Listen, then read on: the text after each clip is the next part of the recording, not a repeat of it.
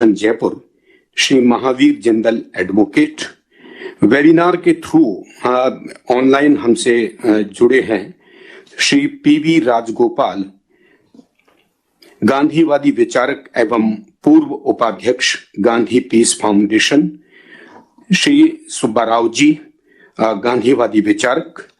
इसके अलावा video conferencing के माध्यम से सभी जिला कलेक्टर साहिबान, राष्ट्रपिता महात्मा गांधी के 150वें जयंती वर्ष पर जिला स्तर पर गठित समितियों के सम्मानित सदस्य, अधिकारीगण, हमारे सामाजिक न्याय एवं अधिकारिता विभाग तथा अल्पसंख्यक विभाग, जिला स्तर पर आज जो विद्यार्थी 17 विद्यार्थी सम्मानित होंगे वो भी हमारे साथ जुड़े हुए हैं वीडियो कॉन्फ्रेंसिंग के माध्यम से। और इसके अलावा सामाजिक उत्थान अल्पसंख्यक कल्याण के लिए समर्पित प्रतिनिधिगण भी जिला स्तर पर हमारे बीच जुड़े हुए हैं। अभी हमारे बीच श्री साले मोहम्मद जी, माननीय मंत्री अल्पसंख्यक, भी ऑनलाइन वेबएक्स के जरिए जुड़ चुके हैं। आप सभी का स्वागत। और सबसे पहले कार्यक्रम में मैं माननीय मुख्यमंत्री महोदय, माननीय राज्य मंत्री महोदय से विनम्र आग्रह कर रहा हूं कि भारत रत्न बाबा साहब भीमराव अंबेडकर के चित्र पर पुष्पांजलि अर्पित करें।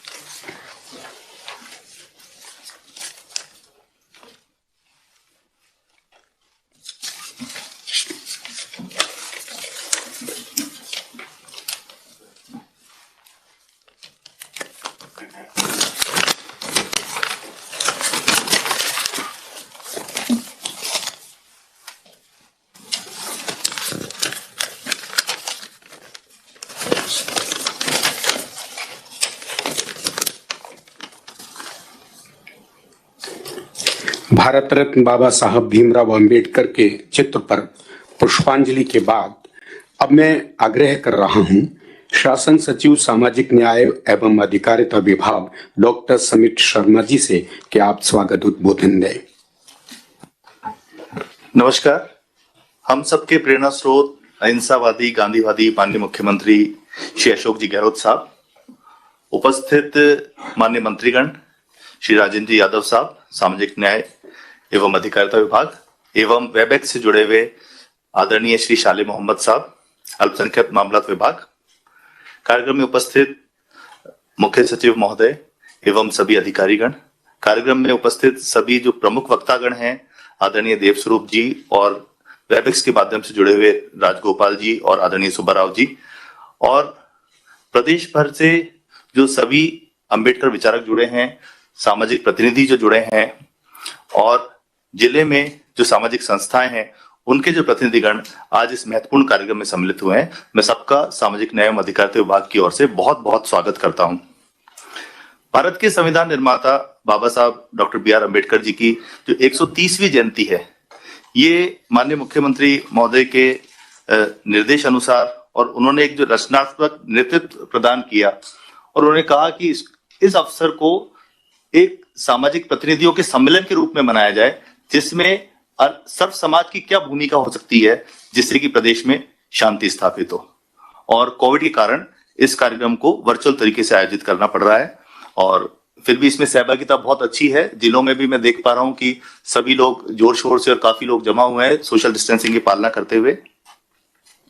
सामाजिक न्याय एवं अधिकारिता विभाग जो भारतीय संविधान की प्रस्तावना है, जो प्रियम्बल है कॉन्स्टिट्यूशन का, हम भारत के लोग भारत को एक संपूर्ण प्रभुत्व संपन्न समाजवादी पंथ निरपेक्ष लोकतांत्रिक गणराज्य बनाने के लिए कृत संकल्पित हैं, उसी के अनुसार कार्य कर रहा है। इसी प्रकार संविधान के भाग 4 में जो डीपीएसपी दे रखे हैं, director principles of state policy, यानी कि राज्य की नीति के जो निर्देशक तत्व हैं, उसके अनुसार भी चाहे अनुसूचित जातियां हो, जनजातियां हो, अन्य पिछड़े वर्ग हो, उनके शैक्षणिक एवं आर्थिक विकास के लिए, उनकी सामाजिक सुरक्षा के लिए कार्य कर रहा है, और उसके लिए आगे कृत संकल्पित है। मेरा आप सबसे अनुरोध है कि आज का जो कार्यक्रम है उसको इस प्रकार की सार्थक चर्चा हो जिससे कि अंबेडकर साहब का जो सपना था, जो उन्होंने संविधान में लिखा भी है कि भारत में एक इस प्रकार का समाज स्थापित हो जिसमें आपस में भाईचारा हो, आपस में प्रेम हो, बंधुत्व की भावना हो। इससे प्रदेश में भी शांति रहे, सब जगह अमन चैन रहे और प्रदेश में समृद्धि और खुशहाली हो। धन्यवाद। आभार शासन सचिव महोदय। बाबा साहब ने एक ऐसे समाज की संकल्पना की थी, एक स्वप्न देखा था जहां सामाजिक न्याय सभी को मिले, सभी समान रूप से प्रगति के पथ पर आगे बढ़ें और सभी मिलकर इस राष्ट्र का निर्माण करें।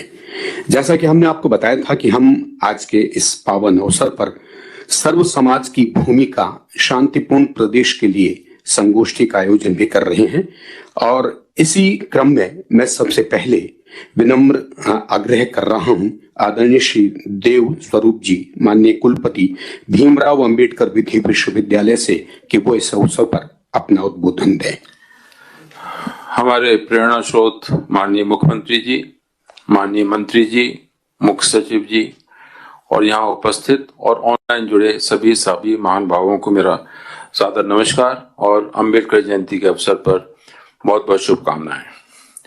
आज का जो विषय है वो बहुत ही महत्वपूर्ण है कि सर्व समाज की भूमिका शांतिपूर्ण प्रदेश के लिए और सामाजिक प्रतिनिधियों का सम्मेलन। ये बात सही है कि समाज की बेहतरी के लिए शांति जरूरी है, समाज की प्रगति के लिए शांति जरूरी है और समाज के निरंतर विकास के लिए सभी वर्गों की शांति, उनका सहयोग आवश्यक है। सर्व समाज ये जो शब्द है ये मूल रूप से उन वर्गों का समूह है जो सदियों से वंचित रहे और बाद में उनको एक एंटिटी मिली और वो जो एंटिटी मिली उसका श्रेय जाता है आज जिनका जन्मदिन है बाबा साहेब डॉक्टर भीमराव अंबेडकर साहब। उन्होंने इन वर्गों को एक पॉलिटिकल एंटिटी दी, उन्होंने इन वर्गों को इनमें चेतना पैदा की, उनमें उनके भविष्य के प्रति आशा पैदा की और जैसा कि आप सब लोग जानते हैं कि देश की आजादी के आंदोलन में बाबा साहब की बहुत बड़ी भूमिका थी, एक समाज सुधारक और एक पॉलिटिकल लीडर या सोशल रिफॉर्मर की तरह कि उन्होंने इन वर्गों को पहली बार यह एहसास कराया कि समाज के निर्माण में, समाज के बेहतर निर्माण में उनका बहुत योगदान हो सकता है। समाज के संसाधनों पर उनका भी उतना ही हक है जितना अन्य वर्गों का और उन्होंने जो एक मानसिकता थी वंचित वर्गों की कि इस व्यवस्था में उनकी कोई जगह नहीं है, उसको आशा के रूप में तब्दील किया और देश के आंदोलन में बहुत बड़ी तादाद में इन वर्गों ने भूमिका निभाई। बाबा साहब का जन्मदिन है और मुख्य आज का जो कार्यक्रम है सामाजिक प्रतिनिधियों का सम्मेलन, ये बहुत महत्वपूर्ण इसलिए है कि समाज के जो भिन्न भिन्न यूनिट्स हैं, अंग हैं, उनमें अगर कोऑर्डिनेशन न हो, उनमें समायोजन न हो, उनमें इंटीग्रेशन न हो तो ये बहुत मुश्किल है कि संतुलित तरीके से व्यवस्था संचालित हो सके। हमें बहुत ही खुशी है इस बात की कि माननीय मुख्यमंत्री जी के निर्देशन में इस प्रदेश में कम से कम समाज के सभी वर्ग अपना सभी संसाधनों पर सहयोग अधिकार समझते हैं और एक संतुलित तरीके से समाज के वर्ग अपनी भागीदारी निभा रहे हैं। आज के अवसर पर बहुत सारे जो बाबा साहब का जब हम जिक्र करते हैं तो वो एक ऐसे प्रतीक हैं। बाबा साहब को किसी वर्ग विशेष से कोई भी द्वेष नहीं था। वो ये चाहते थे कि समाज के जो वंचित वर्ग के जो लोग हैं, जो सदियों से वंचित रहे हैं, उनकी भागीदारी सुनिश्चित हो। और आजादी जब मिली, गांधी जी से उससे पहले बहुत से लोग गांधी जी को और बाबा साहब को भिन्न भिन्न तरह से आंकते हैं, लेकिन हकीकत यह है कि समाज के निर्माण में, देश के निर्माण में, इसको इंटीग्रेट करने में, और जैसा कि पूना पैक्ट में बाद में रिजल्ट उसमें आया, उसकी परिणति हुई, तो हकीकत यह है कि सब लोग अपना अपना रोल प्ले कर रहे थे। लेकिन बाबा साहब एक बहुत बड़े मसीहा के रूप में इमर्ज किए जिन्होंने इन वर्गों को एक पहचान देने के साथ साथ उनमें एक जिम्मेदारी का भाव भी डाला कि समाज में आपको अगर सम्मान के साथ रहना है तो अपनी प्रतिभा के आधार पर अपनी पहचान बनानी होगी। वो चाहते थे, बाबा साहब चाहते थे कि व्यक्ति की पहचान उसके कर्मों से, उसकी कॉम्पिटेंस से, उसकी काबिलियत से हो, न कि उसकी जाति से या उसके धर्म से। कोई भी ऐसा धर्म या जाति अगर लोगों को बांटती है तो समाज को कैसे जोड़ सकती है। बाबा साहब ने अनेकों बार इस बात को कहा। और बाबा साहब का जो योगदान है संविधान कानून मंत्री के रूप में, संविधान निर्माता के रूप में, बल्कि आप सब लोगों को जानकारी होगी कि बाबा साहब बहुत बड़े पक्षधर थे माइनॉरिटीज को भी पॉलिटिकल रिजर्वेशन के पक्ष में। वो चाहते थे कि सबको हम समाहित करें। वीमन जो राइट्स की बात है, आप सब लोग जानते हैं कि हिंदू कोड बिल पर बाबा साहब ने कितना संघर्ष किया। लेडीज को जो राइट टू प्रॉपर्टी था उसके लिए बाबा साहब ने कितना काम किया। तो संविधान निर्माता के रूप में उस समय देश के जितने भी लर्नेड लोग थे, संविधान सभा के सदस्य थे, उन सब की व्यूज में, उनके एक्सप्रेशंस में, उनके कंसर्न्स में और उनके अनुभवों को समाहित करते हुए, उनमें संतुलन बनाते हुए बाबा साहब ने एक ऐसा दस्तावेज दिया जिसकी मिसाल इस दुनिया में नहीं। उन्होंने अब्राहम लिंकन से कितने ऐसे रिफॉर्मर्स को स्टडी किया, क्योंकि वो खुद बहुत विदेशों में रहे। और वो इस समाज और ये इस देश में ये रिजर्वेशन व्यवस्था मैंने बहुत पढ़ा, ये कहीं से ड्राइव नहीं हुई। ये बाबा साहब का खुद का अपना विचार था कि इस विशेष समाज विशेष में अगर हमें एक समानता की बात करनी है, समान भागीदारी की बात करनी है, न्यायपूर्ण समाज की बात करनी है, तो हमें कुछ न कुछ ये डिप्राइव्ड सेक्शन जो इतने जो मार्जिनलाइज सेक्शंस हैं उनको मुख्य धारा में लाने के लिए कुछ ऐसे प्रयास करने होंगे। और उसकी परिणति हुई पॉलिटिकल रिजर्वेशन और reservation in services to SC and ST, और बाद में ओबीसी भी इसमें जुड़ गए। तो ये बाबा साहब का खुद का विजन था कि हम कैसे एक ऐसे समाज का निर्माण कर सकें जिसमें संतुलन हो, भाईचारा हो, सबकी प्रगति संभव हो। उसके लिए भिन्न भिन्न कानून उन्होंने बनाए और उन्होंने सुनिश्चित किया कि एक न्यायपूर्ण समाज स्थापित हो सके। और उसके लिए आज राष्ट्रीय स्तर पर बहुत काम हुआ है, लेकिन विशेष रूप से मैं ये कहना चाहूंगा कि हमारे राजस्थान में जिस तरह के लॉ मेकिंग की प्रोसेसेस में बहुत से इनिशिएटिव हुए हैं पहले भी, और जिस तरह का अभी संतुलन कायम किया जा रहा है माननीय मुख्यमंत्री जी के नेतृत्व में, मैं निश्चित तौर पे कह सकता हूं कि मिसाल है कि क्योंकि मैं रोज तमाम प्रकार के लोगों से मिलता हूं और आज के दिन कम से कम 1000 से ज्यादा मैसेजेस मेरे पास हैं, और वो सब ये दर्शाते हैं, अपना फेथ दर्शाते हैं इस व्यवस्था में, इस सरकार में, मुख्यमंत्री जी के लिए। और आज का ये जो कार्यक्रम है और इस कार्यक्रम के माध्यम से लोगों को जो जोड़ने की कोशिश है, ये एक विश्वास पैदा करने की कोशिश है। कोई भी व्यवस्था तभी चल सकती है जिसमें ट्रस्ट उसका इंटीग्रल पार्ट हो।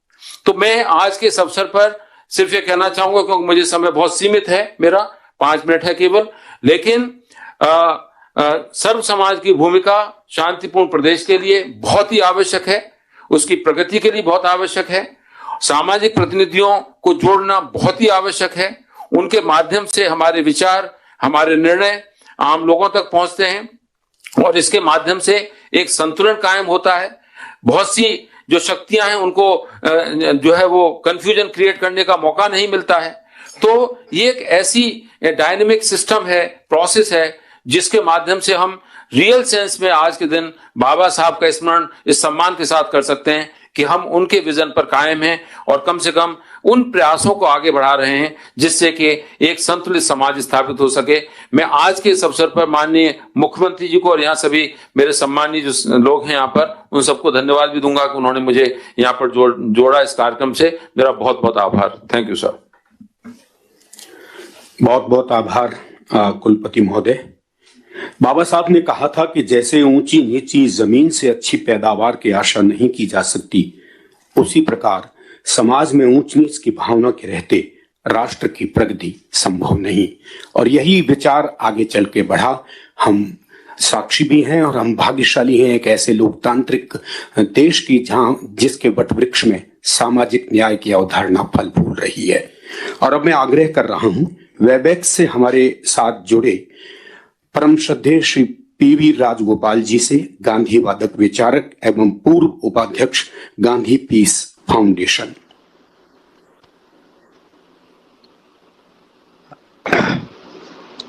धन्यवाद। अ,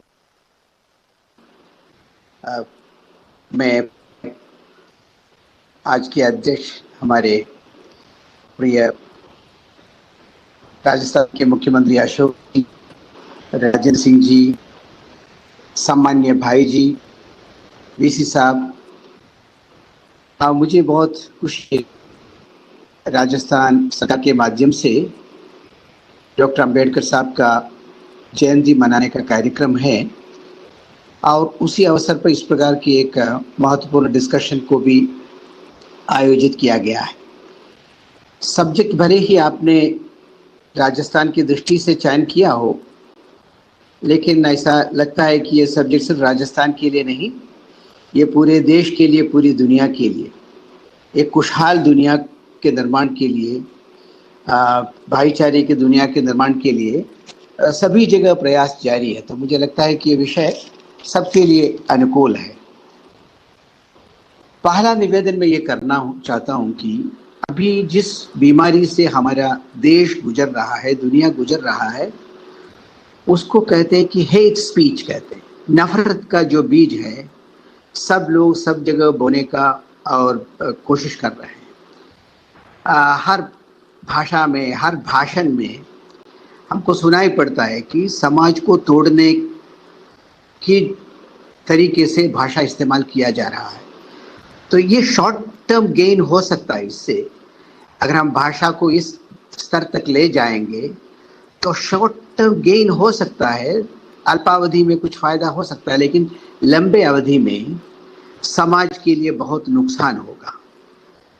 अब आपने कुछ दिन पहले देखा यूएसए में क्या हुआ, यूनाइटेड स्टेट ऑफ अमेरिका में, वहाँ के प्रेसिडेंट ने जिस प्रकार की भाषा की इस्तेमाल की और उससे इतने खतरा पैदा हुई कि पूरे पार्लियामेंट में हलचल मच गया कि ऐसा लगा कि क्या होने जा रहा अमेरिका में। एक व्यक्ति के भाषा में नियंत्रण न होने के कारण कितने नुकसान उठा सकता है एक देश, उसका एक नमूना अमेरिका में अभी अभी हमने देखा। तो ये बहुत जरूरी हो गया है इस बात पर अभी चर्चा करना, अगर समाज को सुंदर बनाना है, क्योंकि भारत भी इसका विक्टिम होता जा रहा है और भाषा बहुत नीचे नीचे स्तर पर जाने लगे हैं। एक संस्कारित भाषा से कुछ भी बोल सकता है, कहीं भी बोल सकता है, समाज को टुकड़े टुकड़े में बांट सकता है। ये जो है, इससे नुकसान हमें तो होना ही होना है, लेकिन हमारे बच्चे भी यही भाषा सीखेंगे और उसका नुकसान लंबे अवधि तक देश को भुगतना होगा। इस दृष्टि से मैं पहला निवेदन यही करना चाहता हूँ कि बाबा साहब के जन्मदिन मनाते मनाते अगर समाज को सुखद और सुंदर बनाना हो तो भाषा के बारे में सबको ध्यान रखना ही होगा। और यही कारण है कि बहुत सारे यूनिवर्सिटीज आजकल नॉन वायलेंट कम्युनिकेशन सिखाने लगे हैं कि अगर भाषा सुंदर न हो, सही ढंग से बात ही नहीं करना जानता हो, तो फिर क्या फ़ायदा, कैसे समाज चलेगा। इस दृष्टि से नॉन वायलेंट कम्युनिकेशन के कोर्सेज में लोग बीए एमए सब करने लगे हैं और इस बात पर हमें ध्यान देने की ज़रूरत है कि महात्मा गांधी के देश के लोग किस प्रकार की भाषा का इस्तेमाल करेंगे। गांधी ने ट्रांसफॉर्मेटिव नॉन वायलेंस की बात की है, क्योंकि विरोधी से भी आप विरोधी समझकर बात नहीं करेंगे, नफरत से बात नहीं करेंगे वाली बात महात्मा गांधी ने हमको समझाया है। कि हिंसा बेचने वाले लोग, दुनिया में सबसे ज़्यादा धनी लोग हिंसा बेचने वाले लोग हैं। तो हिंसा बेचने वाले लोग समाज में कॉन्फ्लिक्ट चाहते हैं, क्योंकि कॉन्फ्लिक्ट से फिर हिंसा की ओर जा सकते हैं। तो ये समझना है कि हिंसा की शुरुआत भाषा से है, फिर व्यवहार से है, फिर हिंसा होती है, फिर उसके लिए हत्या बिकता है। तो इसलिए इस पर ध्यान देना होगा कि जिस प्रकार के सोशल मीडिया, जिस प्रकार के फिल्म्स और जिस प्रकार के खिलौने बाजार में हैं या लोग इस्तेमाल कर रहे हैं, ये सब हिंसा को बढ़ावा दे रहे हैं। इसको रोकने का समय आ गया है। मैं सोचता हूँ कि युवाओं को जब हम प्रेरित करते हैं अहिंसा के लिए, हम ये समझें कि एक तरफ लोग युवाओं को हिंसा के लिए भी प्रेरित कर रहे हैं और अगर हमारे प्रशिक्षण, हमारे कार्यशैली ताकतवर रहा तो ही हम हिंसा से मैच कर पाएंगे, क्योंकि हिंसा वाले के पास पैसा है, वो हर क्लासरूम में पहुंच जाते हैं, हर बच्चा के पास पहुंच जाते हैं, हर बच्चे के भाषा को वो प्रभावित करने लगता है, व्यवहार को प्रभावित करने लगता है और मादक द्रव्य बेचने लगता है। तो हिंसा के प्रचार में लगे हुए लोगों के साथ अगर मैच करना हो तो अहिंसा को उसी ढंग से विकसित करना होगा, उतना ही पावरफुल टूल के रूप में युवाओं के सामने प्रस्तुत करना होगा। तो मुझे लगता है कि आज की एक चैलेंज, अगर समाज को सुखद बनाना है, अच्छा बनाना हो, तो एक बड़ा चैलेंज है कि हिंसा के बराबर में अहिंसा को विकसित करने के लिए किस किस प्रकार के काम हम लोग करें। वो भाषा से लेके, व्यवहार से लेके, मनसा वाचा कर्मणा जो मामला है उसको ध्यान देने की जरूरत है। गांधी ने भी कहा कि जो समाज सिविलाइज्ड समाज है उसका लक्षण क्या होगा, कि आप हिंसा से अहिंसा की ओर बढ़ती हैं, you move from a culture of violence to a culture of non violence, तब हम कह सकते हैं कि समाज आगे बढ़ रहा है। सिर्फ सड़क से और हवाई जहाज से नहीं बढ़ेगा, तो उसके लिए व्यवहार भी बदलना बहुत जरूरी है। एक मैं आज कहना चाहता हूँ सीमित में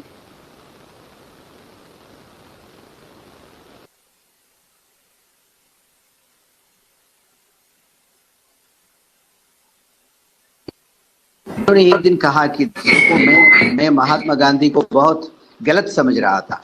बरेन रॉय तो कम्युनिस्ट नेता है और वो उन्हें कहा कि मैं बहुत लंबे समय तक महात्मा गांधी को समझ नहीं पाए और मैंने कहा कि उन्होंने छुआछूत मिटाने के लिए कुछ नहीं किया।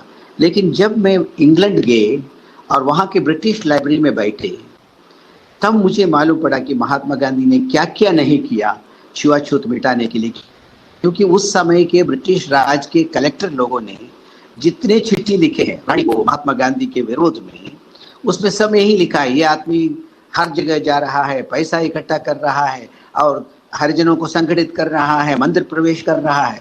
तो बरेन रॉय ने मेरे से कहा कि ये तो आश्चर्य की बात है, जिस व्यक्ति को मैं समझ रहा था कि वो छुआछूत निवारण के लिए, हरिजनों के लिए कुछ नहीं किया, उस व्यक्ति ने इतना सब किया है। तो वो गांधी पीस फाउंडेशन में आके हमसे कहा कि गांधी कैंपेन अगेंस्ट अनटचेबिलिटी नामक मैंने एक किताब लिखा है, उसको गांधी पीस फाउंडेशन के माध्यम से प्रकाशित करना चाहते हैं। तो वो किताब अभी उपलब्ध है। मैं आपसे सबसे निवेदन करूंगा कि बरेन रॉय का जो किताब है गांधी कैंपेन अगेंस्ट अनटचेबिलिटी को जरूर पढ़ें। मैं इसलिए भी कहता हूं कि बहुत बार सही इंफॉर्मेशन के अभाव में बहुत बातें हम कह जाते हैं और उससे समाज को नुकसान होता है। तो मैं चाहता हूं कि समाज की सुंदरता के लिए भाषा के संतुलन और इंफॉर्मेशन बेस्ड भाषा के संतुलन की बात पर मैं फिर जोर दे रहा हूँ। मुझे याद है कि अंबेडकर जी ने जिस बात को कहा, मैंने पढ़ा है, क्योंकि अंबेडकर जी ने कहा कि ब्रिटिश राज के विरोध में अहिंसात्मक तरीके से आंदोलन करने के लिए महात्मा गांधी ने हमको सिखाया, लेकिन आज जब हमारे ही लोग हमारे लोगों के साथ अन्याय कर रहे हैं, उनके साथ कैसे लड़ना है वो सिखाने के लिए महात्मा गांधी आज हमारे साथ नहीं है, ऐसा अंबेडकर साहब ने कहा। तो इसका मतलब है कि महात्मा गांधी के अहिंसात्मक तरीका, कार्यशैली, इन सब के प्रति अंबेडकर साहब के मन में बहुत श्रद्धा रही है और जब महात्मा गांधी नहीं रहा तो उनका अभाव भी उन्होंने उतने ज़्यादा महसूस की है।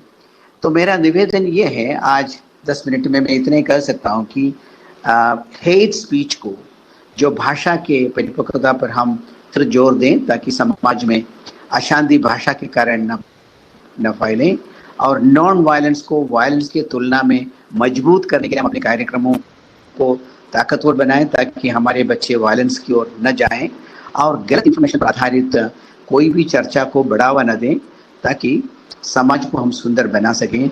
तो अब हम देख रहे हैं कि दुनिया के कई देशों में नॉन वायलेंस बढ़ रहा है। हांगकांग में युवा लोग नॉन वायलेंस को बहुत ताकत से इस्तेमाल कर रहे हैं, म्यांमार में इस्तेमाल कर रहे हैं, ताइवान में कर रहा है, तिब्बत में कर रहा है। इसका मतलब है कि नॉन वायलेंट तरीके से ही समस्या का हल होगा। इस बात को गहराई से युवा वर्ग समझने लगे हैं, तो हमारे देश के युवा वर्ग को भी ये समझाने के लिए हम बाध्य है। मुझे बहुत अच्छा लगा कि आज अंबेडकर जयंती जी के इस समय पर हम लोग सब मिलके एक महत्वपूर्ण चर्चा को आगे बढ़ा रहे हैं। आप सबको बहुत बहुत बधाई और धन्यवाद। आभार आदरणीय पीवी राजगोपाल जी, गांधीवादी विचारक एवं पूर्व उपाध्यक्ष गांधी पीस फाउंडेशन। और अब हमारे साथ वेबएक्स से जुड़े हुए हैं प्रख्यात गांधीवादक विचारक समाज सुधारक आदरणीय श्री सुब्बाराव जी। मैं विनम्र आग्रह कर रहा हूं कि आप अपना आशीर्वचन दें। आदरणीय सुब्बाराव जी।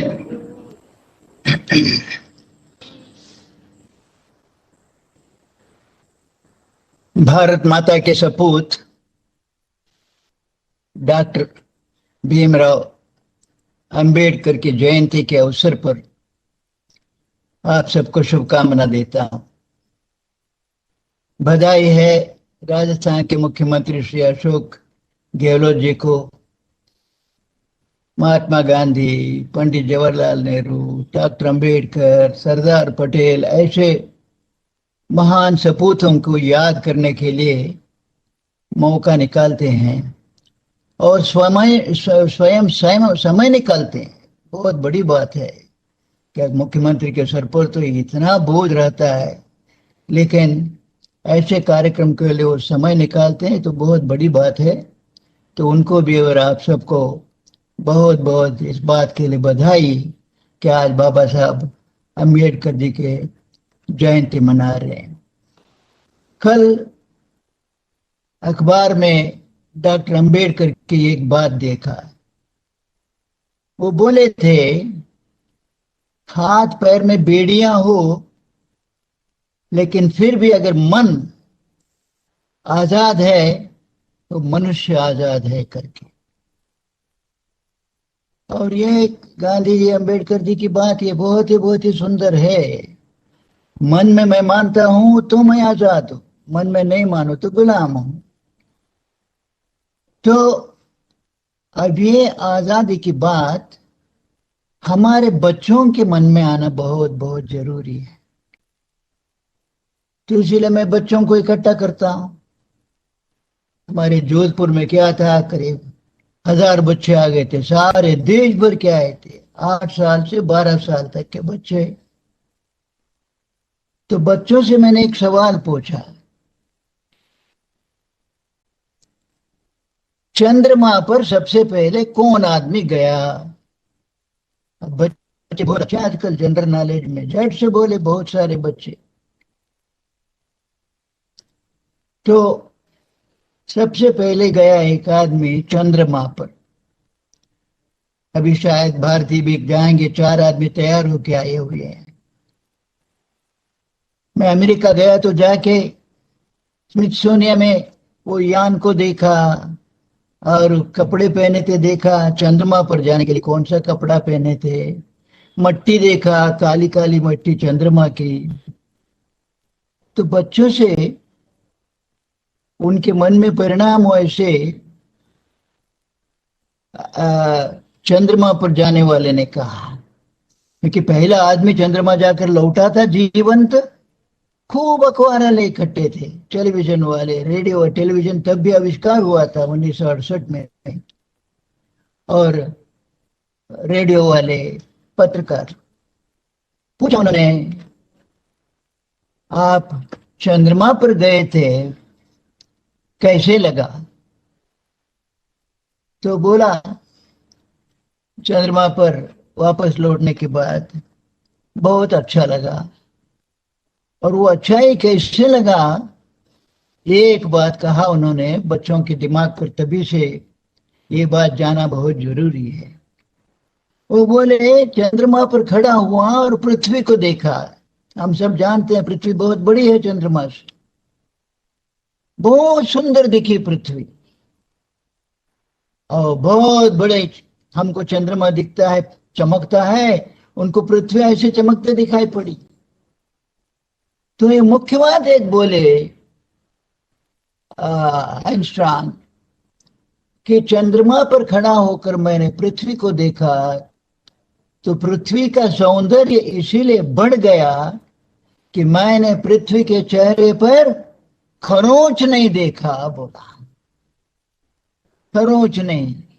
अभी तो सब प्रथा खत्म हो, लेकिन अफ्रीका में बच्चे पैदा होते खरोंच डालते मुंह पे पहचानने के लिए। कौन सा अलग अलग ट्राइब होता है, लड़ाइयां होती है, पहचानने के लिए खरोंच डाल दिए, कोई लंबा कोई आड़ा वगैरह वगैरह। तो पृथ्वी के चेहरे पर खरोंच नहीं देखा बोलता है आर्मस्ट्रॉन्ग। ये कौन सा खरोंच है पृथ्वी पर? भगवान ने ये पृथ्वी बना के दिया, मनुष्य ने खरोंच डाल दिया, खराब कर दिया, पृथ्वी का चेहरा बिगाड़ दिया। एक खरोंच डाला पाकिस्तान और भारत के बीच में, और भारत और नेपाल के बीच में, देश देश के बीच में खरोंच डाल के ये खराब किया। फिर धर्म का नाम आया, हिंदू धर्म, इस्लाम धर्म, ईसाई धर्म, सिख धर्म, धर्म धर्म के नाम से खरोंच डाला मनुष्य ने। फिर भाषा आई, हिंदी भाषा, उर्दू भाषा, मलयालम भाषा, इंग्लिश भाषा, फ्रेंच भाषा, खरोंच खरोंच डाला। भगवान ने ये पृथ्वी बना के भेजा, मनुष्य ने खरोंच डाल डाल के उस पृथ्वी का चेहरा बिगाड़ दिया। बच्चों से मैंने पूछा, आपको कैसी पृथ्वी अच्छी लगती है? खरोंच खरोंच वाली अच्छी लगती है कि एक पृथ्वी अच्छी लगती है? सब बच्चों ने कहा खरोंच वाला हमको अच्छा नहीं लगता है। तो ये खरोंच का सवाल है। अलग अलग, अभी मैं कर्नाटक के राजधानी बेंगलुरु में बैठा हूं, स्थानीय पत्रिका भी पढ़ता हूं। रोजाना इतना धर्म धर्म के झगड़े से तो हम परेशान थे ही, लेकिन जाति जाति के, हिंदू धर्म के बीच में इतनी जाति थी, मुझे पता भी नहीं। उसको रिजर्वेशन चाहिए, इसको रिजर्वेशन चाहिए, इसको रिजर्वेशन चाहिए। ये हमारा देश है जो झगड़ा करते हमको पिछड़ा बताओ, पिछड़े जाति बोलो हमको, हमारी जाति। मैं राजस्थान में सुना है कि ब्राह्मण भी बोल रहा है कि हमको पिछड़ा जाति बताओ। क्यों? नौकरियां चाहिए, पैसा चाहिए और अलग अलग सुविधाएं चाहिए। एक कश्मीर के चीफ सेक्रेटरी बन गए, दलित थे, और उन्होंने दलित वर्ग का जो फायदा मिलता है उसका उठाया नहीं। साधारण सभी छात्र जैसे परीक्षा में बैठे और अपने मेधावी थे वो, तो अच्छा आए तो चीफ सेक्रेटरी बन गए। उन्होंने कहा हमको ये रिजर्वेशन नहीं चाहिए, यह आरक्षण हमको नीचा दिखाता है। मैंने कहा ऐसे सभी दलितों को बोलना लगे तो अच्छा होगा, क्योंकि आरक्षण जरूरी था। सैकड़ों ने, हजारों वर्षों से हमने अत्याचार किया है दलितों के ऊपर। डॉक्टर अंबेडकर क्या दिमाग वाले थे। गायकवाड़ महाराज को लगा रहा ऐसे समझदार आदमी, भेजा उन्होंने लंदन, लेकिन बचपन में अंबेडकर को क्या क्या सहन करना पड़ा। पानी नहीं पी सकते थे, सब बच्चों के लिए मटका में रखा था, तो वो पानी में तुम नहीं पी सकते हो क्योंकि तुम दलित हो। और कैसे कैसे अपमान सहन करना पड़ा, लेकिन वो धीरज था उनका। और आगे आए तो अभी सारा देश में उनकी जयंती मनाई जा रही है। तो उनके ऊपर जो अत्याचार हुआ था दलितों के ऊपर, वो अत्याचार का हम पश्चाताप प्रायश्चित तो करना ही था, उसीलिए ये रिजर्वेशन का मामला लाए। पर अब ये रिजर्वेशन तो अब सभी लोगों को लगी कि हमको भी रिजर्वेशन चाहिए, हमको भी आरक्षण चाहिए, हमको भी आरक्षण चाहिए। समाज टूट रहा है। और आर्मस्ट्रांग बोलता है चंद्रमा पर देखा एक पृथ्वी बहुत सुंदर लगी, हम उसको तोड़ना चाहते, मैं अलग हूं। भगवान ने कहा चाहते तो लोग कोरोना बीमारी दूर दूर ही रहो, एक दूसरे के नजदीकी मत आओ से भगवान ने श्राप दे दिया। तो हम लोगों को सोचना है, हमारे बच्चों के दिमाग से ये अलगाव निकालना चाहिए, चाहे हिंदू हो, चाहे मुसलमान हो, चाहे ईसाई हो। अब हमारे ये, और कल ही मेरे भाई का पोता है अमेरिका से खबर आई है, वो कल ही वहां एक काले के ऊपर गोरा पुलिस बिना कारण जाके उसको खत्म कर दिया, मार डाला। ऐसे बार बार हो रहा है। तो ये अलगावपन हमारे देश में एक तरह से है, विदेशों में और ढंग से है। तो ये सारा अलगाव निकाल के मनुष्य जाति सब एक है, सारा मनुष्य, ये मनुष्य जाति के लोग एक परिवार है, ये भावना हमारे बच्चों के दिमाग में आना बहुत जरूरी है, ताकि जब वो बड़े होंगे तब उनका दिमाग इतना विशाल रहेगा, ये सारी दुनिया मेरा घर है, ऐसे वो मानने लगेगा। तो डॉक्टर अंबेडकर का एक संदेश था कि किसी को दलित का हो ही नहीं और कोई दलित रहे ही नहीं, सब लोग बराबर के हो जाए। कितना सुंदर होगा वो दुनिया, जिस दुनिया में सभी मानव जाति सब एक परिवार बने रहेगा, सब एक दूसरे का भाई बहन मानेंगे। तो ऐसे समाज बनने की कोशिश होनी चाहिए। हमारे मुख्यमंत्री के दिमाग में बराबर ये चिंता रहती है, क्या यह झगड़ा हो जाता है धर्म के नाम से। हमारे सवा माधोपुर पर शिविर चलना पड़ा हमको। क्या हुआ? हिंदू मुसलमान झगड़ा कर दिया, 3 आदमी मर गए। मैंने कहा कैसे शुरू हुआ, मालूम ही नहीं लोगों को। लेकिन जाके खोदा खोदा खोदा, उसके बाद मालूम पड़ा एक आदमी सब्जी बेचते नीचे बैठा था, एक आदमी साइकिल लेके वहां आया, एक आदमी सब्जी खरीद रहा था, एक आदमी साइकिल लेके आया, साइकिल वो सब्जी खरीदने वाले के कपड़े के ऊपर चला गया। तो अब सब्जी बेचने वाला हिंदू था और कपड़ा वाला मुसलमान था, बस फिर झगड़े हो गए। तो छोटी छोटी बात पर झगड़े हो जाते हैं। इसीलिए भारत को चाहिए, दुनिया को चाहिए सर्वधर्म समाधान। इसलिए हम, आपने ये सर्व समाज की भूमिका बताया है, हम सर्वधर्म प्रार्थना करते हैं सभी 2-2 मिनट का, आधा मिनट का, ताकि दिमाग से ये अलगावपन निकल जाए, सभी धर्म का आदर हो, सम्मान हो, हम माने सभी धर्म मेरा है, ऐसे भावना हमारे सभी लोगों के मन में आ जाए। तो इसीलिए सर्वधर्म प्रार्थना करते हैं, तो एक नया भारत, नया विश्व बने। मुझे मौका मिल गया था जिस विश्व सम्मेलन में स्वामी विवेकानंद ने एक नया संदेश दिया था, उसके 100वां साल के ऊपर मुझे मिला था वही मंच। स्वामी जी को लाउडस्पीकर भी नहीं मिला था क्योंकि आविष्कार ही नहीं हुआ था तब। तो मैं बोला तो 25-30 थे मेरे सामने स्पीकर। तो मैं बोला 100 साल पहले एक प्रतिनिधि आए भारत के नौजवान सन्यासी, आप सब उनकी बात पसंद किया, सर्वधर्म समभाव, कोई बड़ा धर्म नहीं, कोई छोटा धर्म नहीं। और मैं बोलता हूँ 100 साल के बाद भारत से महात्मा गांधी आए, आविष्कार हुआ, स्वामी जी के 100 साल बाद हो गया है। तो अभी दुनिया के लिए संदेश भारत का ये है, सर्वधर्म मम भाव। माने उस वक्त सब धर्म समान मानते थे, अभी हम मानेंगे हिंदू धर्म मेरा है, इस्लाम मेरा है, ईसाई धर्म मेरा है, सिख धर्म मेरा, सभी धर्म मेरा है। अगर सभी लोग ये मानने लगे तो एक सुंदर वायुमंडल दुनिया में बनेगा। और राजस्थान से बहुत सारे नए नए कार्यक्रम का आविष्कार हो रहा है, तो बहुत बधाई राजस्थान सरकार को भी और राजस्थान की जनता को भी। इसीलिए और मानता हूँ ये संदेश सर्वधर्म मम भाव का संदेश राजस्थान से सारी दुनिया को जाएगा, ऐसे आशा करता हूँ। आप सबको बहुत बहुत धन्यवाद और नमस्कार। बहुत बहुत आभार परम आदरणीय सुब्बाराव जी साहब। और अब कार्यक्रम में राज्य स्तरीय और जिला स्तरीय पुरस्कारों का समय। पहले यहाँ सभागार में मौजूद राज्य स्तरीय पुरस्कार प्राप्त हमारे सम्मानित जन विराजमान हैं। मैं माननीय मुख्यमंत्री महोदय से विनम्र आग्रह कर रहा हूं कि वो अपने कर कमलों से इन्हें पुरस्कृत करें। सबसे पहले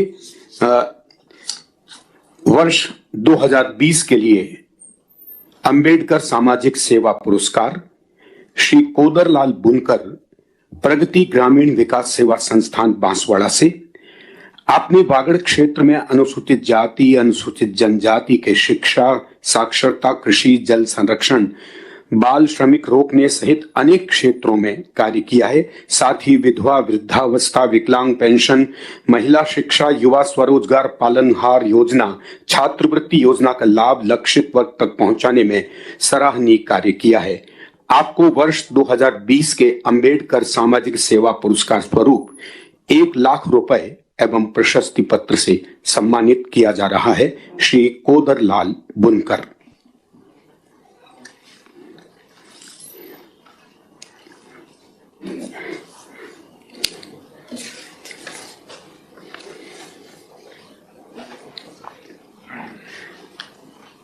बांसवाड़ा से श्री कोदरलाल बुनकर को इस समय अंबेडकर सामाजिक सेवा पुरस्कार से सम्मानित किया जा रहा है माननीय मुख्यमंत्री महोदय द्वारा।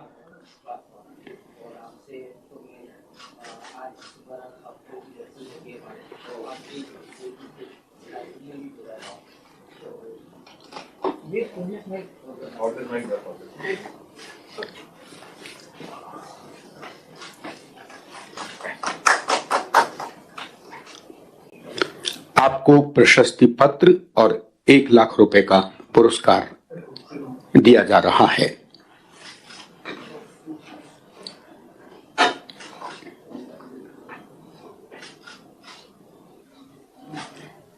इनके पश्चात वर्ष 2021 के अंबेडकर सामाजिक सेवा पुरस्कार स्वरूप श्री AR खान साहब, अध्यक्ष AR वेलफेयर फाउंडेशन जयपुर को पुरस्कृत किया जाएगा।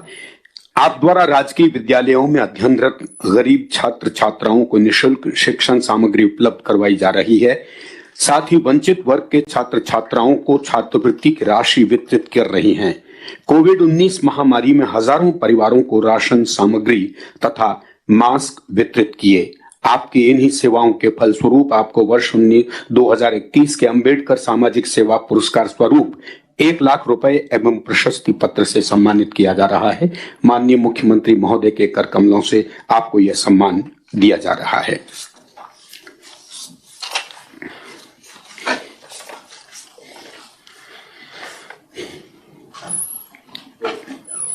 इनके पश्चात वर्ष 2020 के अंबेडकर न्याय पुरस्कार स्वरूप 51,000 रुपए एवं प्रशस्ति पत्र से सम्मानित किया जाएगा एडवोकेट श्री महावीर जिंदल जयपुर को।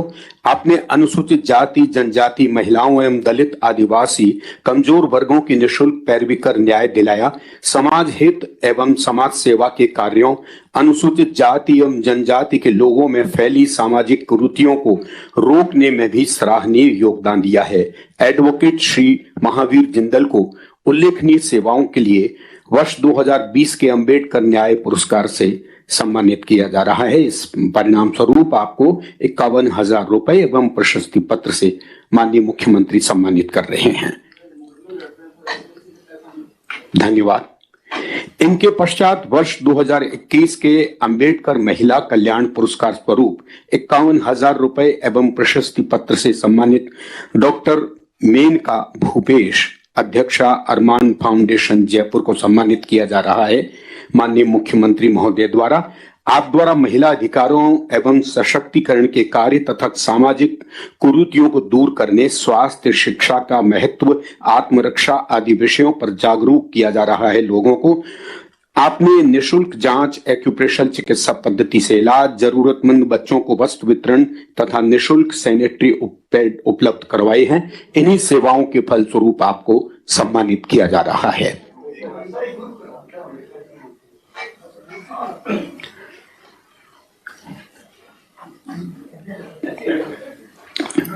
सभी विजेताओं के साथ एक समूह फोटो इस समय लिया जा रहा है।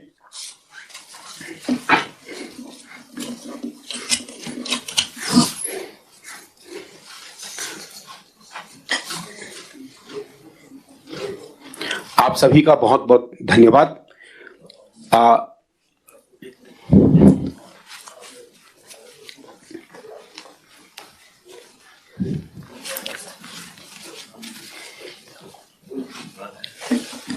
टाइम तो है, बोल दे ना, चलते हैं तो सबको बोलेंगे चिपका के।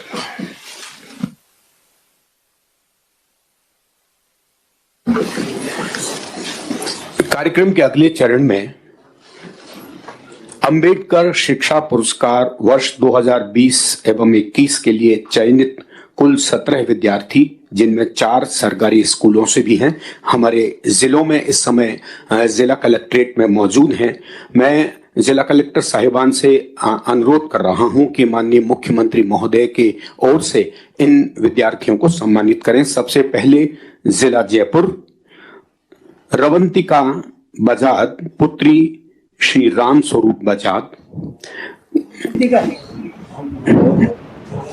10वीं कक्षा में 98.3 अंक अर्जित किए हैं। वर्ष 2019 में आपको पुरस्कार स्वरूप 5100 रुपए वर्ष 2020 के लिए दी जा रही है। रवंतिका बजाज को ये पुरस्कार जिला कलेक्टर जयपुर प्रदान कर रहे हैं। इनके पश्चात मनीषा मीणा पुत्री श्री रेवलमल मीणा जगदम्बे बाग पब्लिक स्कूल, आपको भी 12वीं कक्षा में विज्ञान वर्ग में 98.40% अंक अर्जित करने पर अनुसूचित जनजाति वर्ग में 51,000 रुपए का पुरस्कार दिया जाएगा। माननीय जिला कलेक्टर महोदय इनको पुरस्कार दे रहे हैं। इसके पश्चात दिव्यांशी अटोलिया पुत्री श्री रामेश्वर लाल अटोलिया, आपको 93.20% अंक अर्जित करने पर पुरस्कृत किया जा रहा है। जयपुर जिले की छात्रा दिव्यांशी अटोलिया, धन्यवाद। इसके पश्चात सवाई माधोपुर, इसके पश्चात मैं जैसे जैसे नाम बोल रहा हूं, सभी जिला कलेक्टर साहिबान से आग्रह है कि वो क्रमवार उन विद्यार्थियों को सम्मानित करें। सवाई माधोपुर जिले से कुमकुम वर्मा पुत्री श्री ब्रजेश शर्मा वर्मा, अभिषेक मीना पुत्र श्री सीताराम मीना,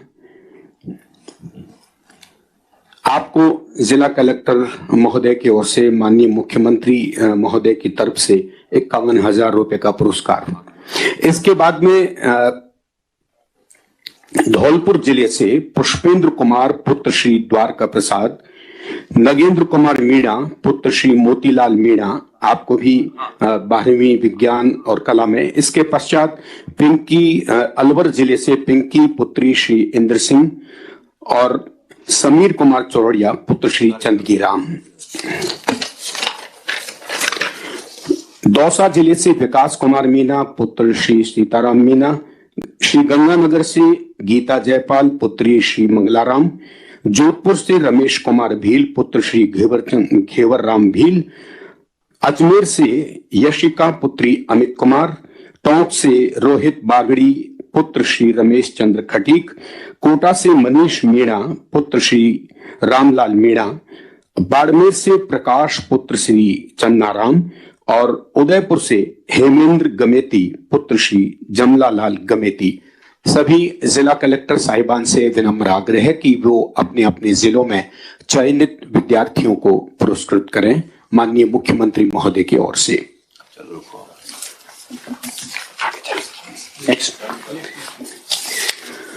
कार्यक्रम में अब मैं विनम्र आग्रह कर रहा हूं मुख्य सचिव महोदय श्री निरंजन आर्य जी से कि वो अपना उद्बोधन दें।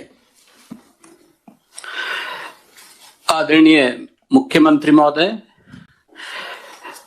समाज कल्याण राज्य मंत्री जी श्री राजेंद्र यादव साहब, इस समारोह में वेबएक्स के माध्यम से शरीक हुए श्री पीवी राजगोपाल साहब, गांधीवादी विचारक, एवं भाई साहब श्री सुब्बाराव जी, वीसी साहब, समस्त जिलों से जुड़े हुए सारे अधिकारी एवं आज के यहाँ पे विराजमान एवं पुरस्कृत होने वाले सारे प्रतिभागीगण।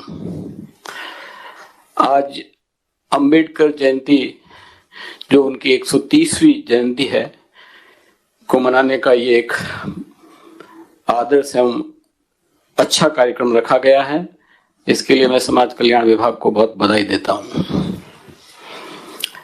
वैसे अंबेडकर साहब के बारे में जितना कहा जाए उतना कम है, और वो भी पीवी राजगोपाल साहब और सुब्बा राव जी के बोलने के बाद मैं सोचता हूँ कि बहुत कुछ ज्यादा रह नहीं जाता है, लेकिन फिर भी एक दो बातें मैं आपके समक्ष रखना चाहता हूँ। अंबेडकर जी का जो योगदान है देश और देश भारत के समाज के लिए, वो बहुत ही अनूठा और अद्भुत है।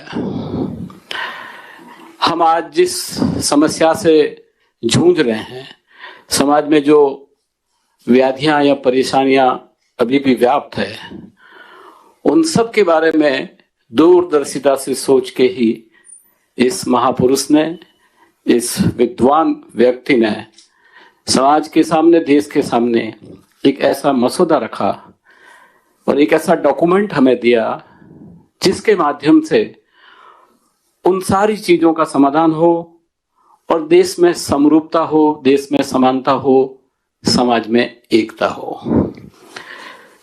अंबेडकर जी कहते थे कि जब समाज में एकता की बात होती है तो वो एक विभिन्न प्रकार की एकता है भारतीय संदर्भ में।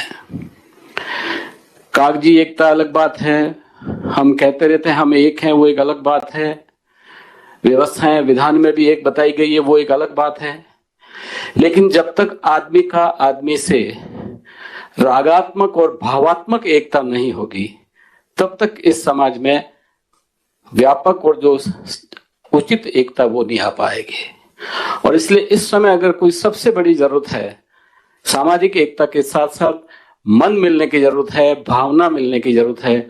और इसीलिए वो एक जगह उन्होंने कहा कि देश में राग, व्यक्ति का राग और व्यक्ति के भाव एक होने चाहिए, समाज का भाव एक होना चाहिए, आपस में सद्भाव रहना चाहिए। तो वो जो रागात्मक और भावात्मक एकता है, वो मैं सोचता हूं कि अंबेडकर के सिद्धांतों का एक बड़ा पहलू था, जिसकी आज के समय में बहुत जरूरत है। इतिहास के हम सब विद्यार्थी हैं, इतिहास हम सब पढ़ते हैं, और इतिहास दरअसल में उन परिस्थितियों पर निर्भर करता है जिस समय वो घटना घटी, जिस समय वो विचार आया, जिस समय वो संघर्ष हुआ, जिस समय वो इमारत बनी। तो उसको समझने के लिए हमको इतिहास की महत्ता को तत्कालीन रूप से देखना पड़ता है। आजादी के पूर्व के भारत के समाज की कल्पना, आजादी के पूर्व के भारत की समस्याओं का वर्णन, ये सब हमें स्वयं को उस रूप में जाके देखने पे उसकी महत्ता ज्यादा हम समझ पाते हैं। और इसीलिए अंबेडकर के आदर्शों की, अंबेडकर के बातों की, अंबेडकर के विचारों की महत्ता और भी ज्यादा हो जाती जब हमें इस बात का पता हो कि जब वो संघर्ष कर रहे थे, जब वो इन विचारों को उद्गार कर रहे थे, जब वो इन चीजों के लिए लड़ रहे थे, उस समय भारत क्या था, उस समय समाज क्या था, उस समय देश की व्यथा क्या थी। तो मैं सोचता हूं कि उन परिस्थितियों के अध्ययन पर निर्भर करके ही अंबेडकर ने अपने सिद्धांतों को, अपनी बातों को हिम्मत और अदम्य साहस के साथ कही, और वही आज इतिहास बना और वही भारत के विकास का आधार बना। महापुरुष या समाज का जो सुधारक है, उसकी एक विशेषता ये भी होती है कि जो आगे की सोचता है, दूरदर्शिता से सोचकर व्यक्ति को इस बात का एहसास हो जाए कि आने वाले 50 साल बाद भारत कैसा होगा, आने वाले 100 साल बाद भारत कैसा होगा, और आज की समस्याओं का अगर सुधार नहीं हुआ तो देश में क्या विपत्तियां पैदा हो सकती है।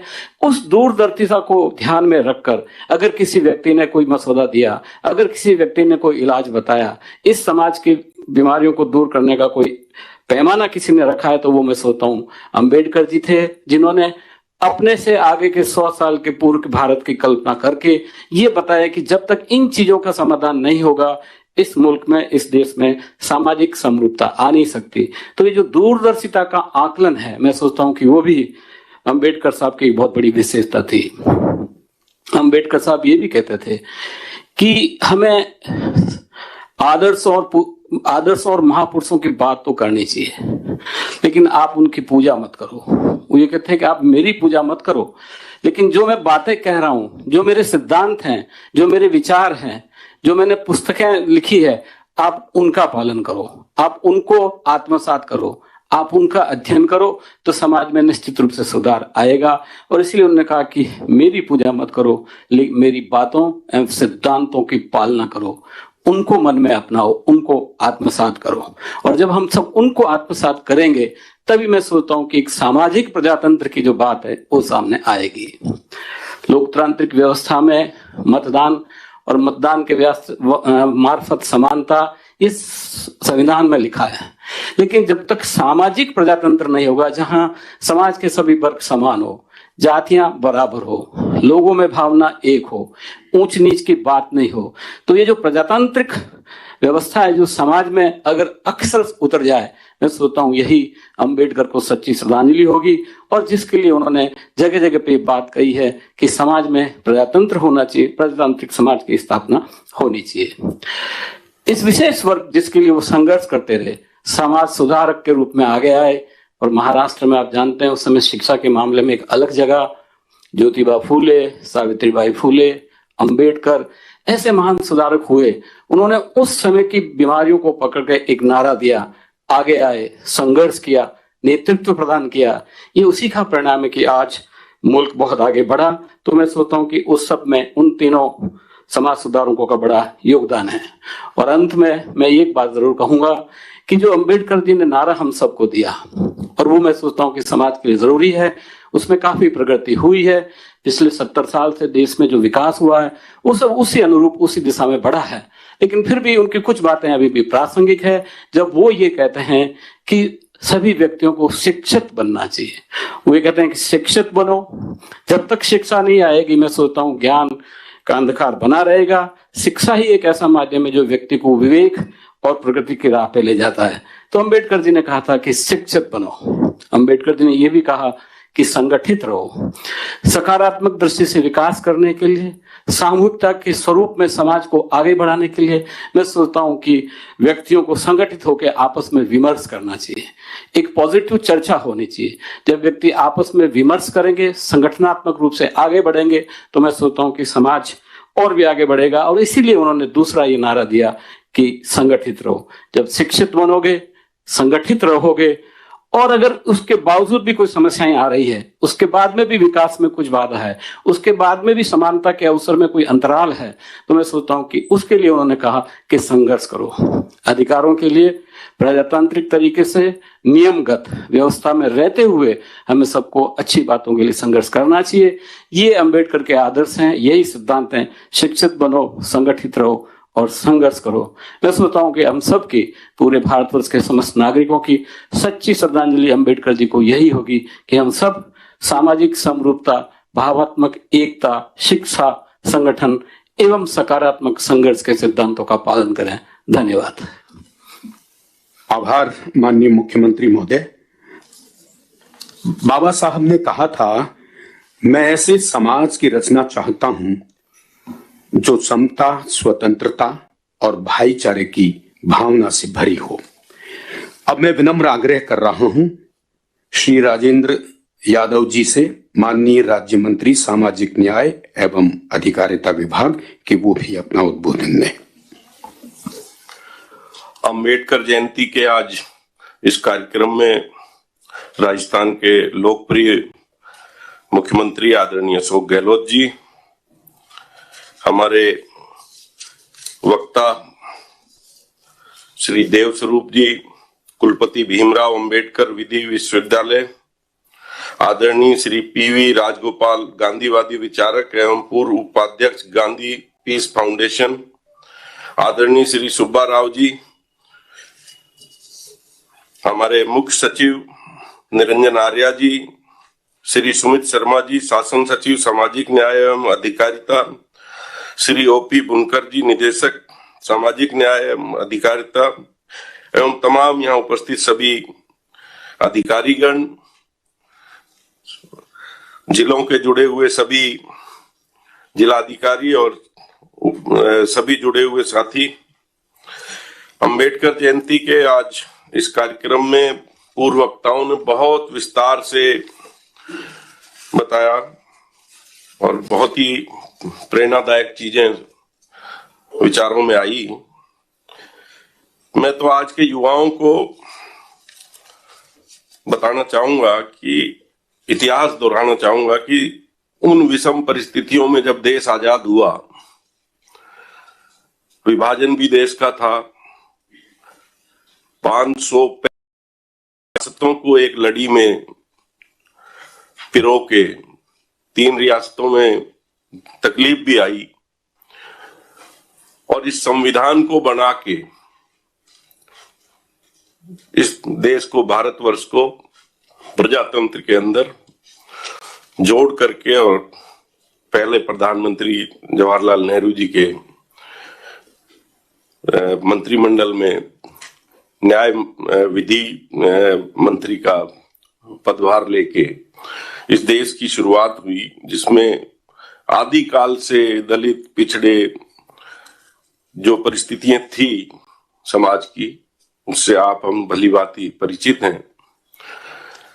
कितनी विषम परिस्थितियां रही होंगी कि इन स्टेटों को कानून क्या बना के और उसमें संविधान में सभी तरह की चीजों को जोड़कर, मैं उदाहरण देना चाहूंगा कि अभी हमारे यहाँ नगर पंचायत राज के और इनके परिसीमन हुए थे। हम लोग डूंगरपुर बांसवाड़ा का मैं प्रभारी था, मेरी अपनी तहसील जहां से मैं विधायक हूं। हमें उस परिसीमन को करने के अंदर जितनी तकलीफें देखी, विभिन्न तरह की बातें, विभिन्न लोगों के विचार, तो मैं सोचता हूं आज से इतने साल पहले उस विषम परिस्थिति में इतनी रियासतों को जोड़ना कोई कम बात नहीं थी और उस मानसिकता को बदलना, जो उस समय की मानसिकता थी कि पानी के लिए कुएं अलग थे, खान पान की सब व्यवस्थाएं अलग थी, शिक्षा का स्तर नहीं था। और ये तो मैं आजादी के लगभग 12 साल बाद पैदा हुआ और जब मैं 10-11 साल का था तब तक हमने उन चीजों को खुद देखा है, उन परिस्थितियों को किस तरीके से समाज के अंदर था। धीरे धीरे हम आगे बढ़े। मैं अब युवाओं को ये कहना चाहूंगा कि हमें अभी और धैर्य की जरूरत है और संगठित होकर के, जो बाबा साहब कहते थे, संगठित होकर के उस पर विचार करके हमें अहिंसा के रास्ते से आगे चलना है। इसी कड़ी में बाबा साहब स्त्रियों को बराबरी दिलाने के लिए भी कृत संकल्प थे। लगातार उसमें हमारे मुख्यमंत्री जी, हमारी पार्टी, सभी उस पर बहुत फोकस करा है।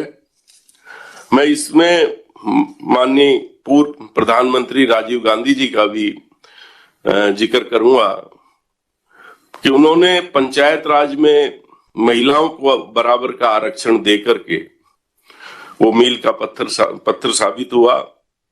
आज हमारी महिलाएं उसमें हर वर्ग की प्रतिनिधित्व कर रही हैं। ऐसी बहुत सी चीजें हैं जिसके अंदर अगर देखा जाए तो अंबेडकर जी, नेहरू जी के उस समय से चीजें बढ़ रही हैं, मगर आज के इस वातावरण में बहुत सी चीजों में भ्रमित किया जा रहा है। हमें उस भ्रमित होने से बचना है। देश के लिए हमें एकजुट होकर के सही निर्णय लेने हैं, क्योंकि इतिहास को तरोड़ मरोड़ के जो दिखाया जा रहा है बहुत सी चीजों को, हमें उससे बचना है। यहां मैं जिक्र करूंगा हमारे राजस्थान में जो हमारे जयनारायण व्यास जी मुख्यमंत्री थे, उन्होंने 1951 में पिछड़ी जाति कल्याण विभाग की स्थापना सबसे पहले राजस्थान में हुई, जिसके अंदर ये सारे हमारे विभाग का जो काम था। फिर 1955-56 में इसका नाम बदलकर समाज कल्याण विभाग किया और 2007 में एक अधिसूचना जारी करके सामाजिक न्याय और अधिकारिता विभाग इसका नाम दिया गया। तो राजस्थान तो शुरू से ही समाज कल्याण के और बाबा साहब अम्बेडकर के जो विचार थे उस पे अग्रणी है और माननीय मुख्यमंत्री जी के दिशा निर्देश में हम लगातार ये प्रयास कर रहे हैं कि राजस्थान में हम ज्यादा से ज्यादा दलित, पिछड़े समाज के जो आखिरी छोर के हैं, हम उन सबको जोड़ के समाज के साथ कंधे से कंधा मिला के चलें। और आज के इस कार्यक्रम में हमारे जितने भी समाज कल्याण के अधिकारी और सभी ने जो मिलकर के जो आज ये कार्यक्रम की रूपरेखा बनाई, उसके लिए मैं उनका भी और माननीय चीफ सेक्रेटरी साहब का भी बहुत बहुत आभार व्यक्त करता हूं। धन्यवाद। जय हिंद, जय भारत। धन्यवाद माननीय राज्य मंत्री महोदय। बाबा साहब ने कहा था कि किसी भी समाज की प्रगति का अनुमान इस बात से लगाया जा सकता है कि उस समाज में महिलाओं की कितनी प्रगति हुई है। निश्चित रूप से वो एक ऐसी विभूति थे जिन्होंने समाज के हर वर्ग के लिए चिंतन किया। हमारे बीच वेबएक्स से जुड़े हुए हैं माननीय अल्पसंख्यक मामलात विभाग के मंत्री श्री शाले मोहम्मद जी। मैं आपसे विनम्र आग्रह कर रहा हूं कि आप भी इस कार्यक्रम को संबोधित करें। परम आदरणीय राजस्थान के लोकप्रिय मुख्यमंत्री अशोक गहलोत साहब, राजेंद्र यादव जी, आदरणीय सुब्बा राव जी जो हमारे गांधीवादी विचारक, आदरणीय दोस्वरूप जी कुलपति जी, श्री पीवी राजगोपाल साहब, चीफ सेक्रेटरी साहब, सुमित शर्मा जी, डायरेक्टर बुनकर जी, मनीष जी, तमाम जिलों से और वेबएक्स से जुड़े हुए आदरणीय महानुभावों, सर्वप्रथम मैं बाबा साहब डॉक्टर भीमराव अम्बेडकर साहब की जयंती पर इस अवसर पर सभी प्रदेशवासियों को बधाई देता हूं। संविधान निर्माता के रूप में डॉक्टर भीमराव अम्बेडकर द्वारा भारत के प्रत्येक नागरिक के लिए संविधान द्वारा प्रदत्त अधिकारों की ऐसी व्यवस्था की जिससे प्रत्येक व्यक्ति बिना किसी भेदभाव के अपना विकास कर सके। डॉक्टर अम्बेडकर ने अपना पूरा जीवन दलितों, गरीबों, मेरी आवाज आ रही होगी? आ रही सर, आ रही है सर, आ रही है। मेरा डॉक्टर अम्बेडकर ने अपना पूरा जीवन दलितों, गरीबों और समाज के शोषित वर्गों के अधिकारों के लड़ते हुए बिताया और पूरे जीवन सामाजिक बुराइयों और छुआछूत के खिलाफ संघर्ष करते रहे। डॉक्टर अम्बेडकर साहब द्वारा भारतीय संविधान के लिए किए गए प्रावधानों के कारण ही स्वतंत्र भारत में SC, ST, OBC तमाम लोग समाज के मुख्य धारा के बराबरी पर आ सके और सामाजिक आर्थिक न्याय की परिकल्पना साकार हो सकी। पहले संविधान निर्माता और बाद में भारत के प्रथम कानून मंत्री के रूप में डॉक्टर अम्बेडकर साहब भारत देश की सेवा करते रहे और इस डॉक्टर अम्बेडकर द्वारा प्रस्तुत इसी व्यवस्था के अनुरूप हमारे माननीय मुख्यमंत्री महोदय द्वारा समाज के सभी वर्गों के कल्याण हेतु गत 2 साल में विभिन्न कल्याणकारी योजनाएं प्रारंभ की गई, जिसे पूरा राज्य प्रगति के पथ पर अग्रसर है। और इसी भावना के अनुरूप जब समाज के सभी वर्ग प्रगति करेंगे तो एक स्वस्थ समाज का विकास होगा और सर्व समाज बिना किसी भेदभाव के प्रगति कर राज्य के विकास में योगदान देगा, तो हम विकसित राजस्थान का निर्माण कर सकेंगे। हाल के वर्षों में जिस प्रकार से जाति व धर्म के आधार पर समाज को बांटने का प्रयास किया गया है, ऐसे समय में हमें गांधी जी और डॉक्टर अम्बेडकर के शांति एवं समानता के आदर्शों को अपनाने की सख्त आवश्यकता है। मैं समझता हूं माननीय मुख्यमंत्री महोदय के नेतृत्व में आज का ये कार्यक्रम इस दिशा में एक बहुत बड़ा प्रयास है। इस अवसर पर मैं आज अम्बेडकर पुरस्कार से सम्मानित सभी पुरस्कार प्राप्तकर्ताओं को बधाई देता हूं और इस अवसर पर मैं प्रदेश भर में ये बताना चाहूँगा कि माननीय मुख्यमंत्री महोदय के मार्गदर्शन एवं आशीर्वाद से अल्पसंख्यक मामलात मंत्रालय सभी अक़लियत समाज के विकास के लिए प्रतिबद्ध है और राजस्थान सरकार द्वारा संचालित योजनाओं के माध्यम से लाभान्वित किया जा रहा है। मैं माननीय मुख्यमंत्री महोदय एवं प्रदेशवासियों को अम्बेडकर जयंती के इस अवसर पर शुभकामनाएं देता हूं और आशा करता हूं कि राजस्थान का सर्व समाज मिलकर एक खुशहाल राज्य का निर्माण करेगा। बहुत बहुत धन्यवाद। आभार माननीय मंत्री अल्पसंख्यक मामलात विभाग। राजस्थान सरकार के केंद्र बिंदु में हमेशा ही पिछड़े, दलित और कमजोर वर्ग के उत्थान की बात रही है और इसीलिए राजस्थान सरकार ने हमेशा इस वर्ग का पूरा ख्याल अपनी योजनाओं के माध्यम से भी रखा है ताकि यह वर्ग भी समाज की मुख्य धारा से, विकास की मुख्य धारा से जुड़ सकें और इस सपने को साकार कर रहे हैं हमारे लोकप्रिय मुख्यमंत्री माननीय श्री अशोक गहलोत साहब। मैं विनम्र आग्रह कर रहा हूं आपसे कि आप अपना उद्बोधन दें, आशीर्वचन दें।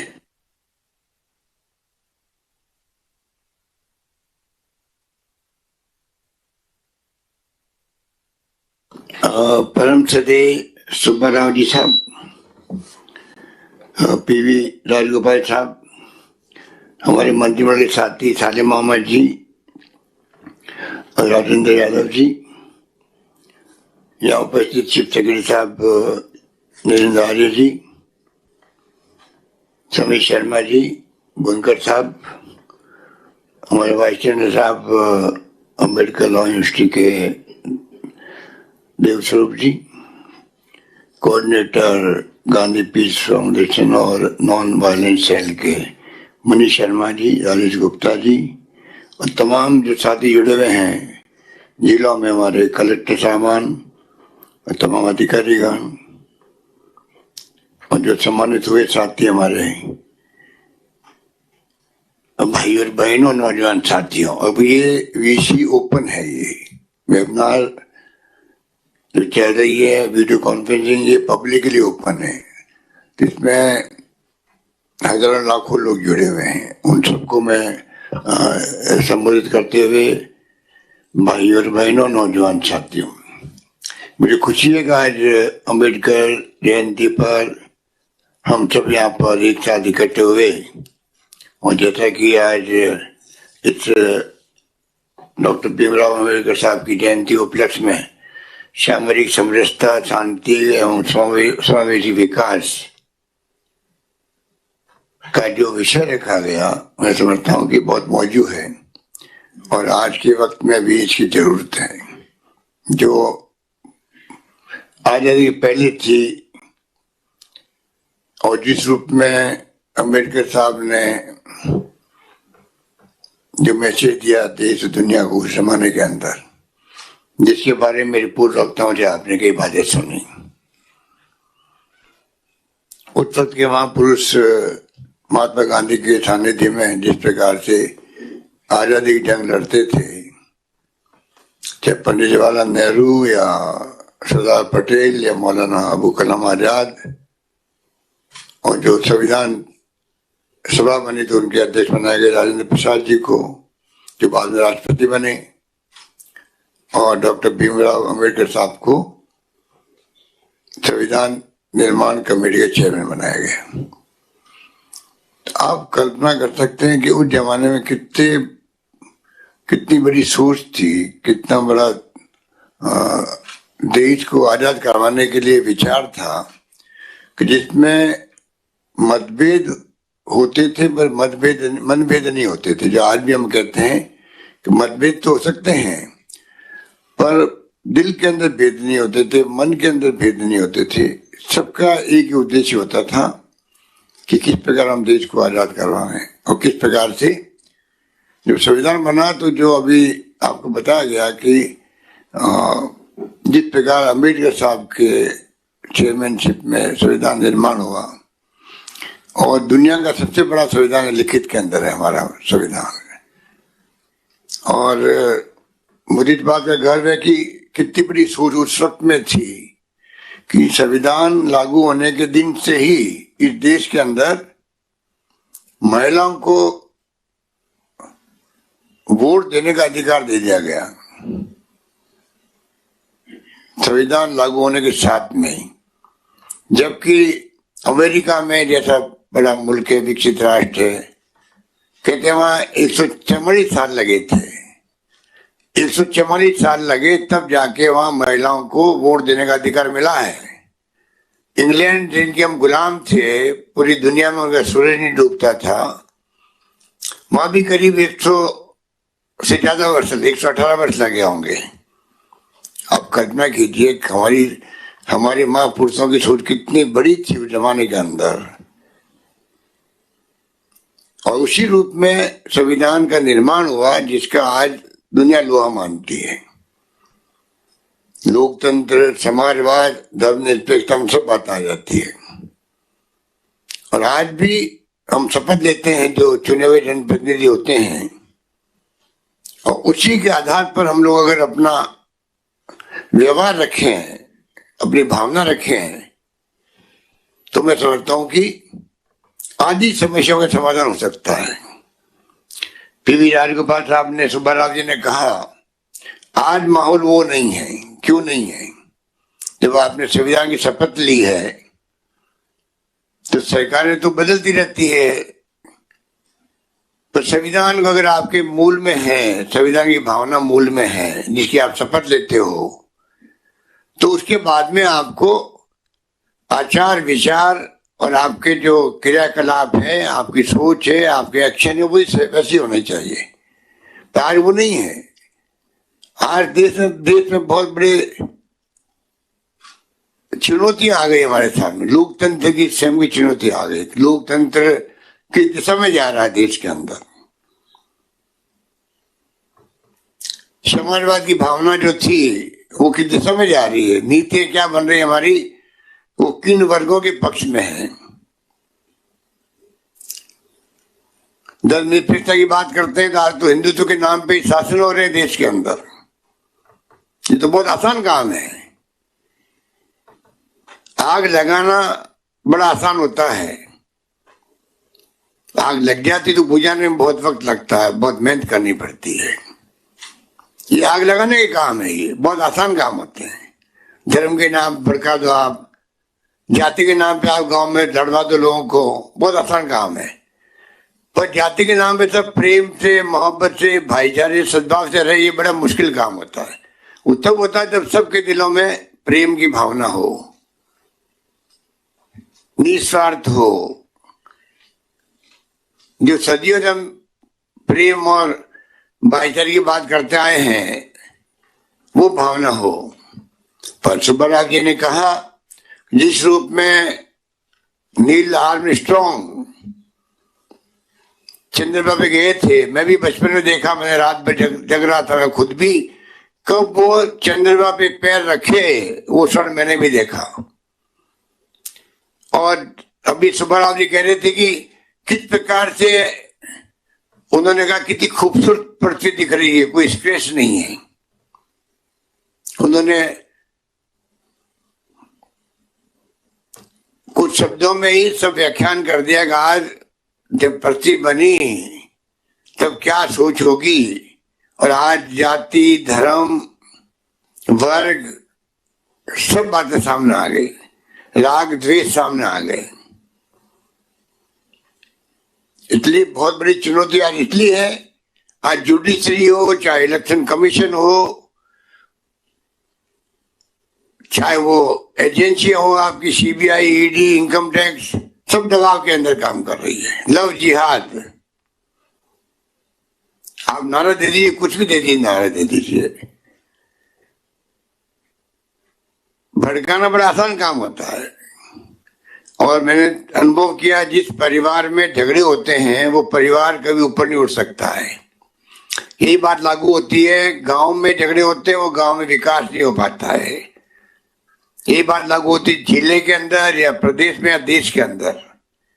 आप सब मिलके, अगर आपकी सबकी भावना देश प्रेम की है, भाईचारे की है, सद्भाव की है, आगे ले जाने की है। हम कितने पिछड़े मुल्क के रूप में माने जाते थे, अब जाके आपकी कुछ हैसियत बनी 70 साल के अंदर, विज्ञान में, तकनीकी के अंदर, पानी, बिजली, शिक्षा, स्वास्थ्य, सड़कें, बड़े बड़े बांध, कल कारखाने। ठीक है, जब आजाद हुए तब सुई नहीं बनती थी, वही बाढ़ चाहती थी। बिजली क्या होती, लोग समझते नहीं बिजली होती क्या है, और फिर भी लोगों ने सुनना पड़ता नेताओं से, जो शासन में आते उनसे।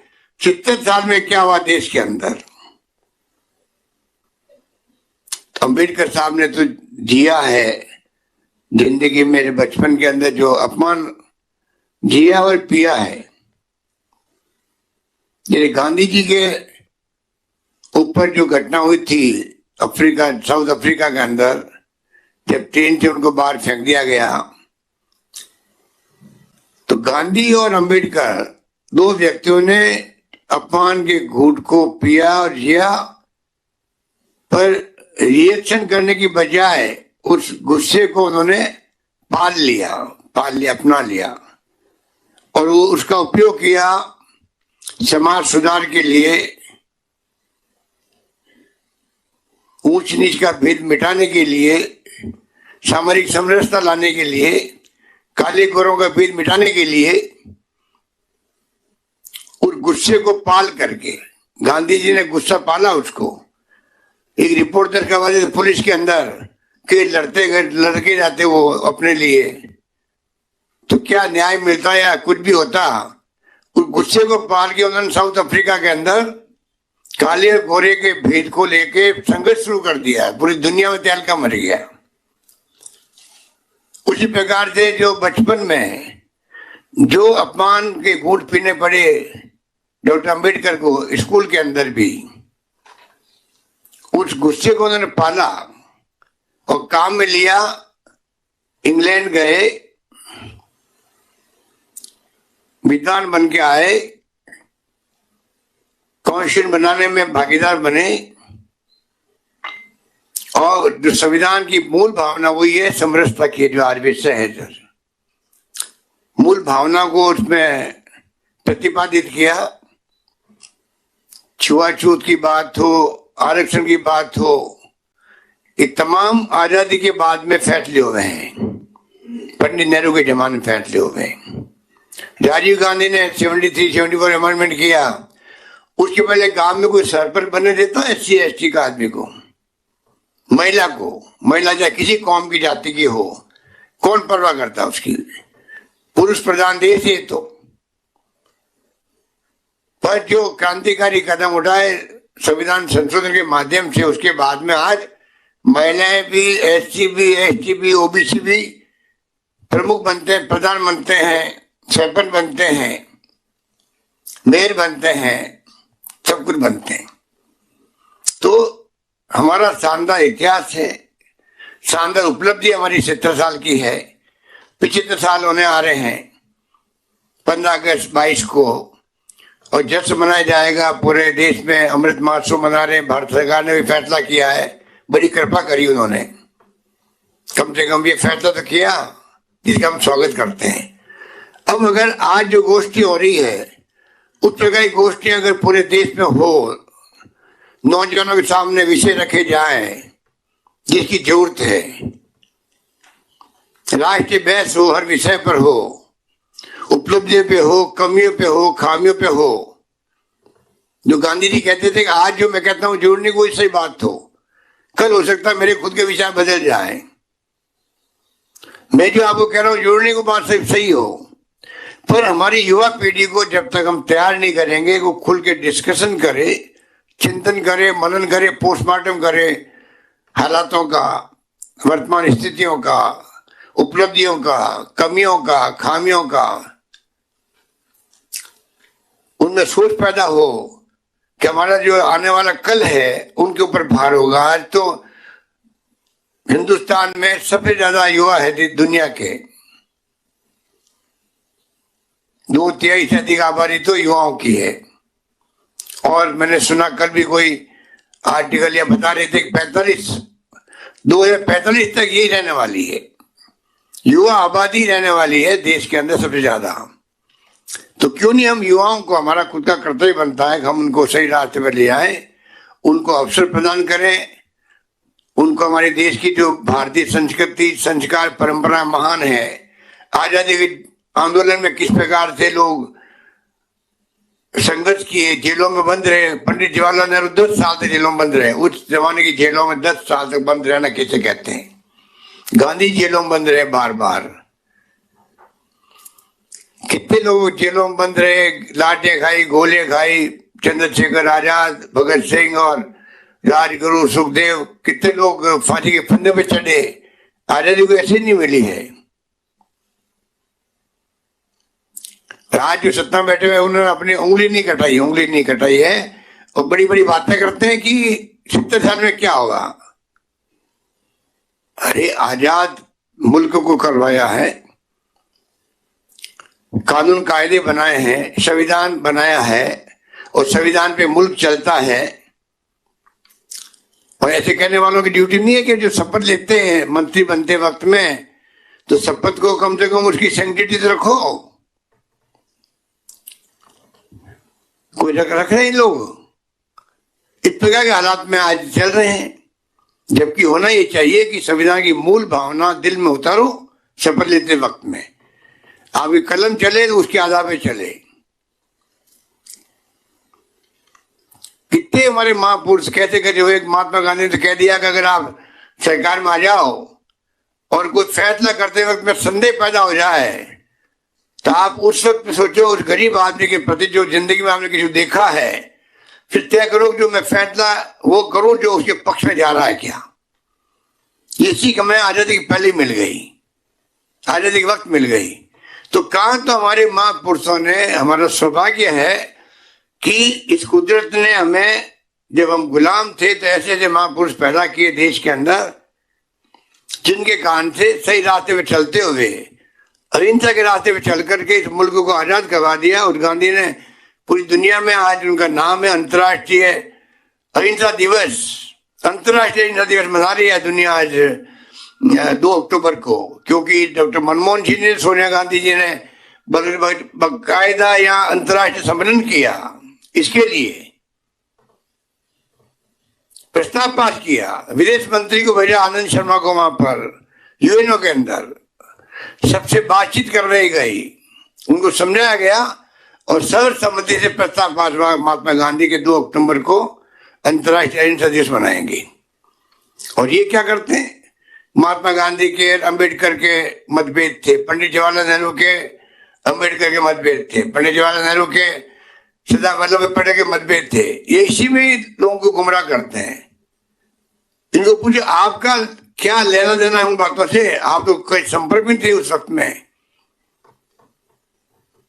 अंग्रेजों के साथ मिले हुए थे आप, तो वो लोग थे आप। कितना बड़ा दिल था। जो अंबेडकर अलग भी था, मान लीजिए कांग्रेस में नहीं थे, तब भी उनको लॉ मिनिस्टर बनाया गया महात्मा गांधी और पंडित जवाहरलाल नेहरू ने। तो ये थी मतलब सोच देश के प्रति। अगर ये सोच आज हो जाए नेताओं में, चाहे कोई बड़ी पार्टी के नेता हो, कोई दुश्मनी नहीं हमारी आपस के अंदर, लड़ाई होनी चाहिए विचारधाराओं की, कार्यक्रमों की, नीतियों की। हम देश के लिए क्या करना चाहते हैं, क्या हमारी सोच है गरीबों के लिए, दलितों के लिए, पिछड़ों के लिए, उस पर ध्यान जाना चाहिए। आज भी कई ऐसी समस्याएं जो मिलके सब लोग एकजुट होकर कर सकते हैं। मैंने कल मीटिंग में कहा कि आज ये पर्दा घूंघट पर्दा है, औरतों का आप कैद रखते हो घूंघट के अंदर जिंदगी भर। अरे जो पुरुष प्रधान देश बना हुआ है सदियों से, अब वक्त आ गया है साइंस का, टेक्नोलॉजी का। जो राजीव गांधी ने कहा था 21st सेंचुरी में ले आएंगे देश को, उसके माने ये थे। आज आपके इंटरनेट, मोबाइल फोन, कंप्यूटर आ गए, पूरी क्रांति आ चुकी है। ऐसे वक्त में जो अंबेडकर ने शिक्षा दी है, शिक्षित बनो, एकजुट रहो और संघर्ष करो। उसके आज भी मायने हैं। छुआछूत आज भी हो रही है 76 साल के बाद में भी, कोई ध्यान देता उसके ऊपर। बचपन में हम सुनते थे कि जो फ्रीडम फाइटर होते थे उस जमाने के, चाहे वो ब्राह्मण होते थे कोई होते थे, जब जयनारायण व्यास चले राजस्थान जोधपुर के, माणिकलाल वर्मा उदयपुर के, कितने नाम गिनाए। उस जमाने में लोग मंदिर प्रवेश के लिए संघर्ष करते थे, हरिजनों के लिए, और लाठीचार्ज होता था इनके ऊपर। आज हम सुनते ही नहीं है इन बातों के ऊपर, कोई ध्यान जाता नहीं कि मानवता में कलंक नहीं है। छुआछूत होना मानवता में बड़ा कलंक नहीं है कि आज भी हम आजाद कहलवाते हैं देश के अंदर, पर आज क्या है, मानव के साथ में भेदभाव, छुआछूत हो रही है, आज भी हो रही है। तो अंबेडकर का सपना कोई पूरा नहीं हुआ है। उसके लिए आज भी चाहे कोई जाति धर्म का आदमी हो, इन समस्याओं पे ध्यान देना पड़ेगा। जो अंबेडकर की बात नहीं है, महात्मा गांधी की बात है, जो मानवता की बात है, जो उन्होंने हमें समझाई है। 36 कौम मिलकर के पहले की तरह जो कुरीतियां हैं उस पर संघर्ष करे, चोट करे उसके ऊपर। मैंने कहा मातृ मृत्यु दर और शिशु मृत्यु दर कम होना चाहिए, कॉमन प्रोग्राम है। हमने महिला शिक्षा पर बहुत जोर दिया राजस्थान के अंदर। महिला कॉलेज खोल रही है, हमने कहा कि जहाँ 500 लड़कियां पढ़ेगी कहीं स्कूल के अंदर, उसको अगले साल हम लोग कॉलेज बना देंगे उस स्कूल को लड़कियों के लिए। और भी कई बातें हैं। तो मैं कहना चाहूंगा कि कृपा करके इस अम्बेडकर साहब का जो जन्मदिन सब मनाते तो हैं, पर इस वक्त में हम सब ऐसे प्रेम भाव से रहें। धर्म और जाति के नाम पे बात करने के बजाय हम लोग बात करें, हम सब एक हैं, देश पूरा मुल्क एक है, विचारधाराएं अलग अलग है पार्टियों की, उसमें कोई दिक्कत नहीं है। और आज मुल्क एक रहा है, अखंड रहा है, ये कोई कम बात है क्या? अनेकता में एकता वाला मुल्क है। यहाँ पर अलग अलग भाषाएं, तमिल, तेलुगु, मलयालम, गुजराती, मराठी, पंजाबी, बंगाली, क्या क्या भाषा है, समझ में नहीं आता लिखा हुआ क्या है।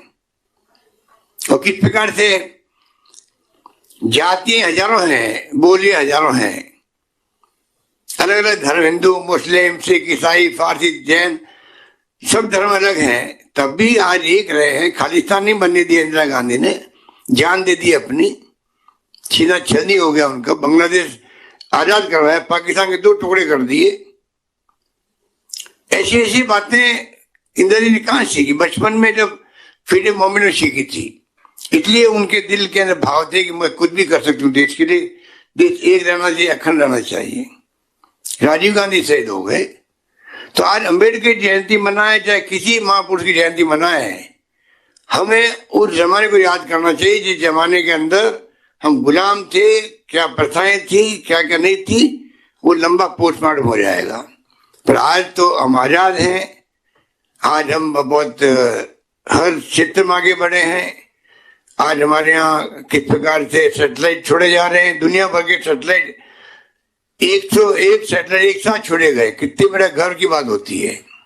दुनिया भर के मुल्कों के सैटेलाइट हिंदुस्तान में लाकर छोड़े जाते हैं आकाश के अंदर। तो आज हमको एटॉमिक पावर तक हमारे यहाँ बन गई है। इंदिरा गांधी के जमाने पहला विस्फोट पोखरण में हुआ था। तो मैं कहना चाहूंगा कि अम्बेडकर साहब के नाम की हमने यूनिवर्सिटी बनाई है, राजस्थान की लॉ यूनिवर्सिटी बनाई। दुर्भाग्य से पिछली गवर्नमेंट ने उसको एक्ट लाके खत्म कर दिया। अब बताइए ये कहाँ की समझदारी कि एक यूनिवर्सिटी बन गई। हिंदुस्तान के इतिहास में एक यूनिवर्सिटी बन जाती है, वो कभी खत्म होती नहीं है। पहला किस्सा था जब यूनिवर्सिटी बनी हुई को खत्म कर दिया गया एक्ट बना करके। वापस हमने वापस सरकार संभाली आप लोगों के आशीर्वाद से, वापस यूनिवर्सिटी को हमने उसको एक्ट पास किया। और अब जो यूनिवर्सिटी जिस रूप में काम कर रही है, अभी 2 दिन पहले इनको जमीन का अलॉटमेंट भी हो गया आपको 1,04,82 वर्ग मीटर का। मैं उम्मीद करता हूँ जल्दी उसका शिलान्यास करो, जल्दी आप जल्दी काम शुरू करें। और डॉक्टर अम्बेडकर की नाम की यूनिवर्सिटी राजस्थान के राजधानी में एक मैसेज आएगा पूरे देश के अंदर, प्रदेश के अंदर, कॉन्फिडेंस बढ़ेगा। और संविधान की मूल भावनाओं का आजकल तो हमारे गवर्नर साहब कलराज मिश्र जी खुद पढ़ के सुनाते हैं। मुझे अच्छा लगता है कि कम से कम नई पीढ़ी तक बात पहुंचे। सही कलराज मिश्र जी ने तो उनके जो कर्तव्य क्या है वही समझाते हैं लोगों को। तो मैं समझता हूँ कि आने वाले वक्त में डॉक्टर अम्बेडकर का जो रास्ता दिखाया हुआ है उस पर चलते हुए हम समरसता। और ठीक कहा मेरे पूर्व वक्ता ने कि वो किसी कौम के खिलाफ नहीं थे। वो अम्बेडकर साहब किसी कौम के खिलाफ नहीं थे। वो तो चाहते थे कि जो दलित है उनके साथ भेदभाव नहीं हो। वो खुद भुगत रहे थे बचपन के अंदर, पानी तक नहीं पी सकते थे, पानी पिलाने वाला कोई नहीं होता था। जो किससे सबको मालूम है, मैं क्या वापस रिपीट करूं। परंतु उनके जो सिद्धांत है, उनकी जो सोच है, उसको आगे बढ़ाने की आज भी आवश्यकता है। और मैं उम्मीद करता हूं कि संविधान का निर्माण हम सबको गर्व है। आज हम उनको याद करते हैं, आह्वान करते हैं हमारे प्रदेशवासियों को। हमारे प्रदेश में हम लोग सब मिलकर के जाति, धर्म, वर्ग सब मिलके हम लोग कैसे राजस्थान के विकास में हम लोग आगे लगे और जो सामाजिक कुरीति है उनको हम लोग दूर करने का प्रयास करें। यही बात कहता हूँ। मैं आप सबको बहुत धन्यवाद दूंगा, जो हमारे साथी जुड़े हुए हैं उनको भी, और जिन्होंने इस क्षेत्र में काम किया है। और मैं समझता हूँ कि वो सब बधाई के पात्र हैं जिन्होंने अभी इनको यहाँ पर पुरस्कृत किया गया। एक से एक बढ़ के उन्होंने काम किया इस क्षेत्र में। यही मैं समझता हूँ कि आने वाले वक्त में हम लोग ऐसे, और आज जो सम्मानित हुए हैं 17 लोग तो हैं जिले के अंदर और 3-5 लोग हुए यहाँ पर, 4 लोग, तो मैं उम्मीद करता हूँ कि इनसे प्रेरणा लेकर के और लोग आगे आएंगे और डॉक्टर अम्बेडकर साहब के जो भावना थी, जो सिद्धांत थे, उनको आगे बढ़ाने में वो अपनी भूमिका अदा करेंगे। ये बात कहता हूँ मैं। अपनी बात समाप्त करने के पहले कहना चाहूंगा सुब्बा राव जी के बारे में और पीवी राजगोपाल साहब के बारे में। जिंदगी खपा दी इन लोगों ने, पता नहीं कितने हजारों लाखों युवाओं को इन्होंने तैयार किया देश के अंदर, जो आपकी हमारी तरह की भावना के लोग हैं, जो अम्बेडकर और महात्मा गांधी को मानने वाले हैं और भावना पैदा करने वाले लोग बने हैं। और मैं देख रहा हूँ सुब्बा राव जी को 50 साल से अधिक हो गए मुझे जानते हुए, ज्यादा हो गए 50 साल से। बचपन से मैंने, जब ये जोधपुर में आए थे 60 के दशक में, तब से मैं जानता हूँ। 40 साल तो वो, 20 साल ये, 60 साल हो गए। 60 साल से मैं इनको ऐसे देख रहा हूँ और आज तो देख के मुझे बहुत ही खुशी हो रही है कि नौजवान की तरह दिखते हैं। आवाज बड़ी बुलंद थी आपकी आज। 4 महीने पहला बीमार पड़ गए तो मैं मिलने आया था बेंगलोर आपसे, तब में आज में रात दिन का फर्क है। और आज तो आपकी, जब आपने विचार पकड़ कर रहे थे तो बहुत ही आवाज बुलंद थी, लगता ही नहीं कि आप बीमार हुए थे। भगवान आपको लंबी आयु दे, दीर्घायु हो। और आप जिस प्रकार युवाओं को जोड़ा है देश भर के अंदर, आपके नाम से मैं समझता हूँ कि पूरे देश के अंदर, हर गांव के अंदर कोई न कोई युवा मिल जाएगा। अभी जब पुरस्कार लेना आए थे मेरे पास एक भाई, क्या नाम उनका, इधर आओ, ये आदिवासी क्षेत्र के हैं, क्या नाम, कोदरलाल बुनकर, आदिवासी बांसवाड़ा से हैं। सुब्बा राव जी ये कह रहे हैं मुझे सुब्बा राव जी के दर्शन करवा दिया आपने। आदिवासी है ये, आदिवासी क्षेत्र से बुनकर, ये कह रहा है कि आपने इस प्रोग्राम के माध्यम से सुब्बा राव जी दर्शन करवा दिए। आपके प्रोग्राम जुड़ा हुआ है पहले से ही। कानोता बांध तैयार हुआ था पूरा, जो कानोता, तो जयपुर में हो तो, जी जयपुर में कानोता बांध तैयार हुआ था। कानोता बांध मैं भी आया था वहां पर जयपुर में, और केरल में, केरल में भी मिले। केरल में गया जी, केरल गया। केरल आपके वहां प्रोग्राम के अंदर केरल जाके आया है, बताइए आप। तो ये कह रहे हैं मुझे सुब्बा राव दर्शन करने का सौभाग्य मिल गया यहाँ पे प्रोग्राम के अंदर, बहुत खुश है ये। कितने लोगों ने तैयार किया होगा। और इसी प्रकार पीवी राजगोपाल साहब 1-1 लाख लोगों की, किसानों को लेकर के, आदिवासियों को लेकर के ये चलते हैं। भोपाल से दिल्ली तक आते हैं। 1-1 लाख लोग किसे कहते हैं, कल्पना कर सकते हैं आप। रास्ते पर भोजन का, उनका सोने का इंतजाम करना, रास्ते पर इनको लोग मदद करते रहते हैं। आगरा के अंदर, धौलपुर में हम लोग भी कोशिश करते हैं कैसे इनको कुछ सहायता मिले। तो ये संघर्ष करने वाले व्यक्तित्व हैं, ये भी गांधीवादी हैं और जिंदगी जी रहे हैं ये भी गांधी के विचारों को लेकर के। ऐसे लोग बहुत मिलेंगे आपको। अम्बेडकर साहब के, उनकी जो जीवनी है उनको अपना करके कई लोग मिलेंगे आपको। सब अपने क्षेत्रों में काम कर रहे हैं। ऐसे सब लोगों को नजदीक आने की, करीब आने की जरूरत है। यदि सब मिलकर के, 36 कौम के लोग मिलकर के हम कैसे हमारा जो शानदार गुलदस्ता देश का, विभिन्न गुलदस्ता जो होता है, ये बात कह के मैं अपनी बात शुरुआत करता हूँ। कोई बगीचे के अंदर गुलदस्ता होता है, अगर वहाँ अलग अलग रंगों के फूल होते तब जाके वो गार्डन कहलाता है, बगीचा कहलाता है। अगर एक ही रंग के फूल हो बगीचे के अंदर, गार्डन में, तो वो गार्डन नहीं है, मजा भी नहीं आएगा। उसी प्रकार हमारे मुल्क में अलग अलग धर्म, अलग अलग जातियां, अलग अलग वर्ग और आपके अलग अलग बोलियां, भाषाएं हैं। ये गुलदस्ता हमारा मुल्क का है, इसको बनाए रखने का फर्ज हम सबका है। और जिस प्रकार से हरकतें हो रही है, जिस प्रकार से सूर बदल रही है, जिस प्रकार से विचार प्रकट हो रहे हैं, मैं समझता हूँ कि बहुत ही खतरनाक स्थिति है। और मिस्टर राजगोपाल जी ने कहा कि हिंसा का माहौल है तो आपको अहिंसा के माहौल को उससे बड़ा करना पड़ेगा। मैं इससे सहमत हूँ। यही बात कहता हूं, मैं अपनी बात समाप्त कर रहा हूं। धन्यवाद। जय हिंद। धन्यवाद।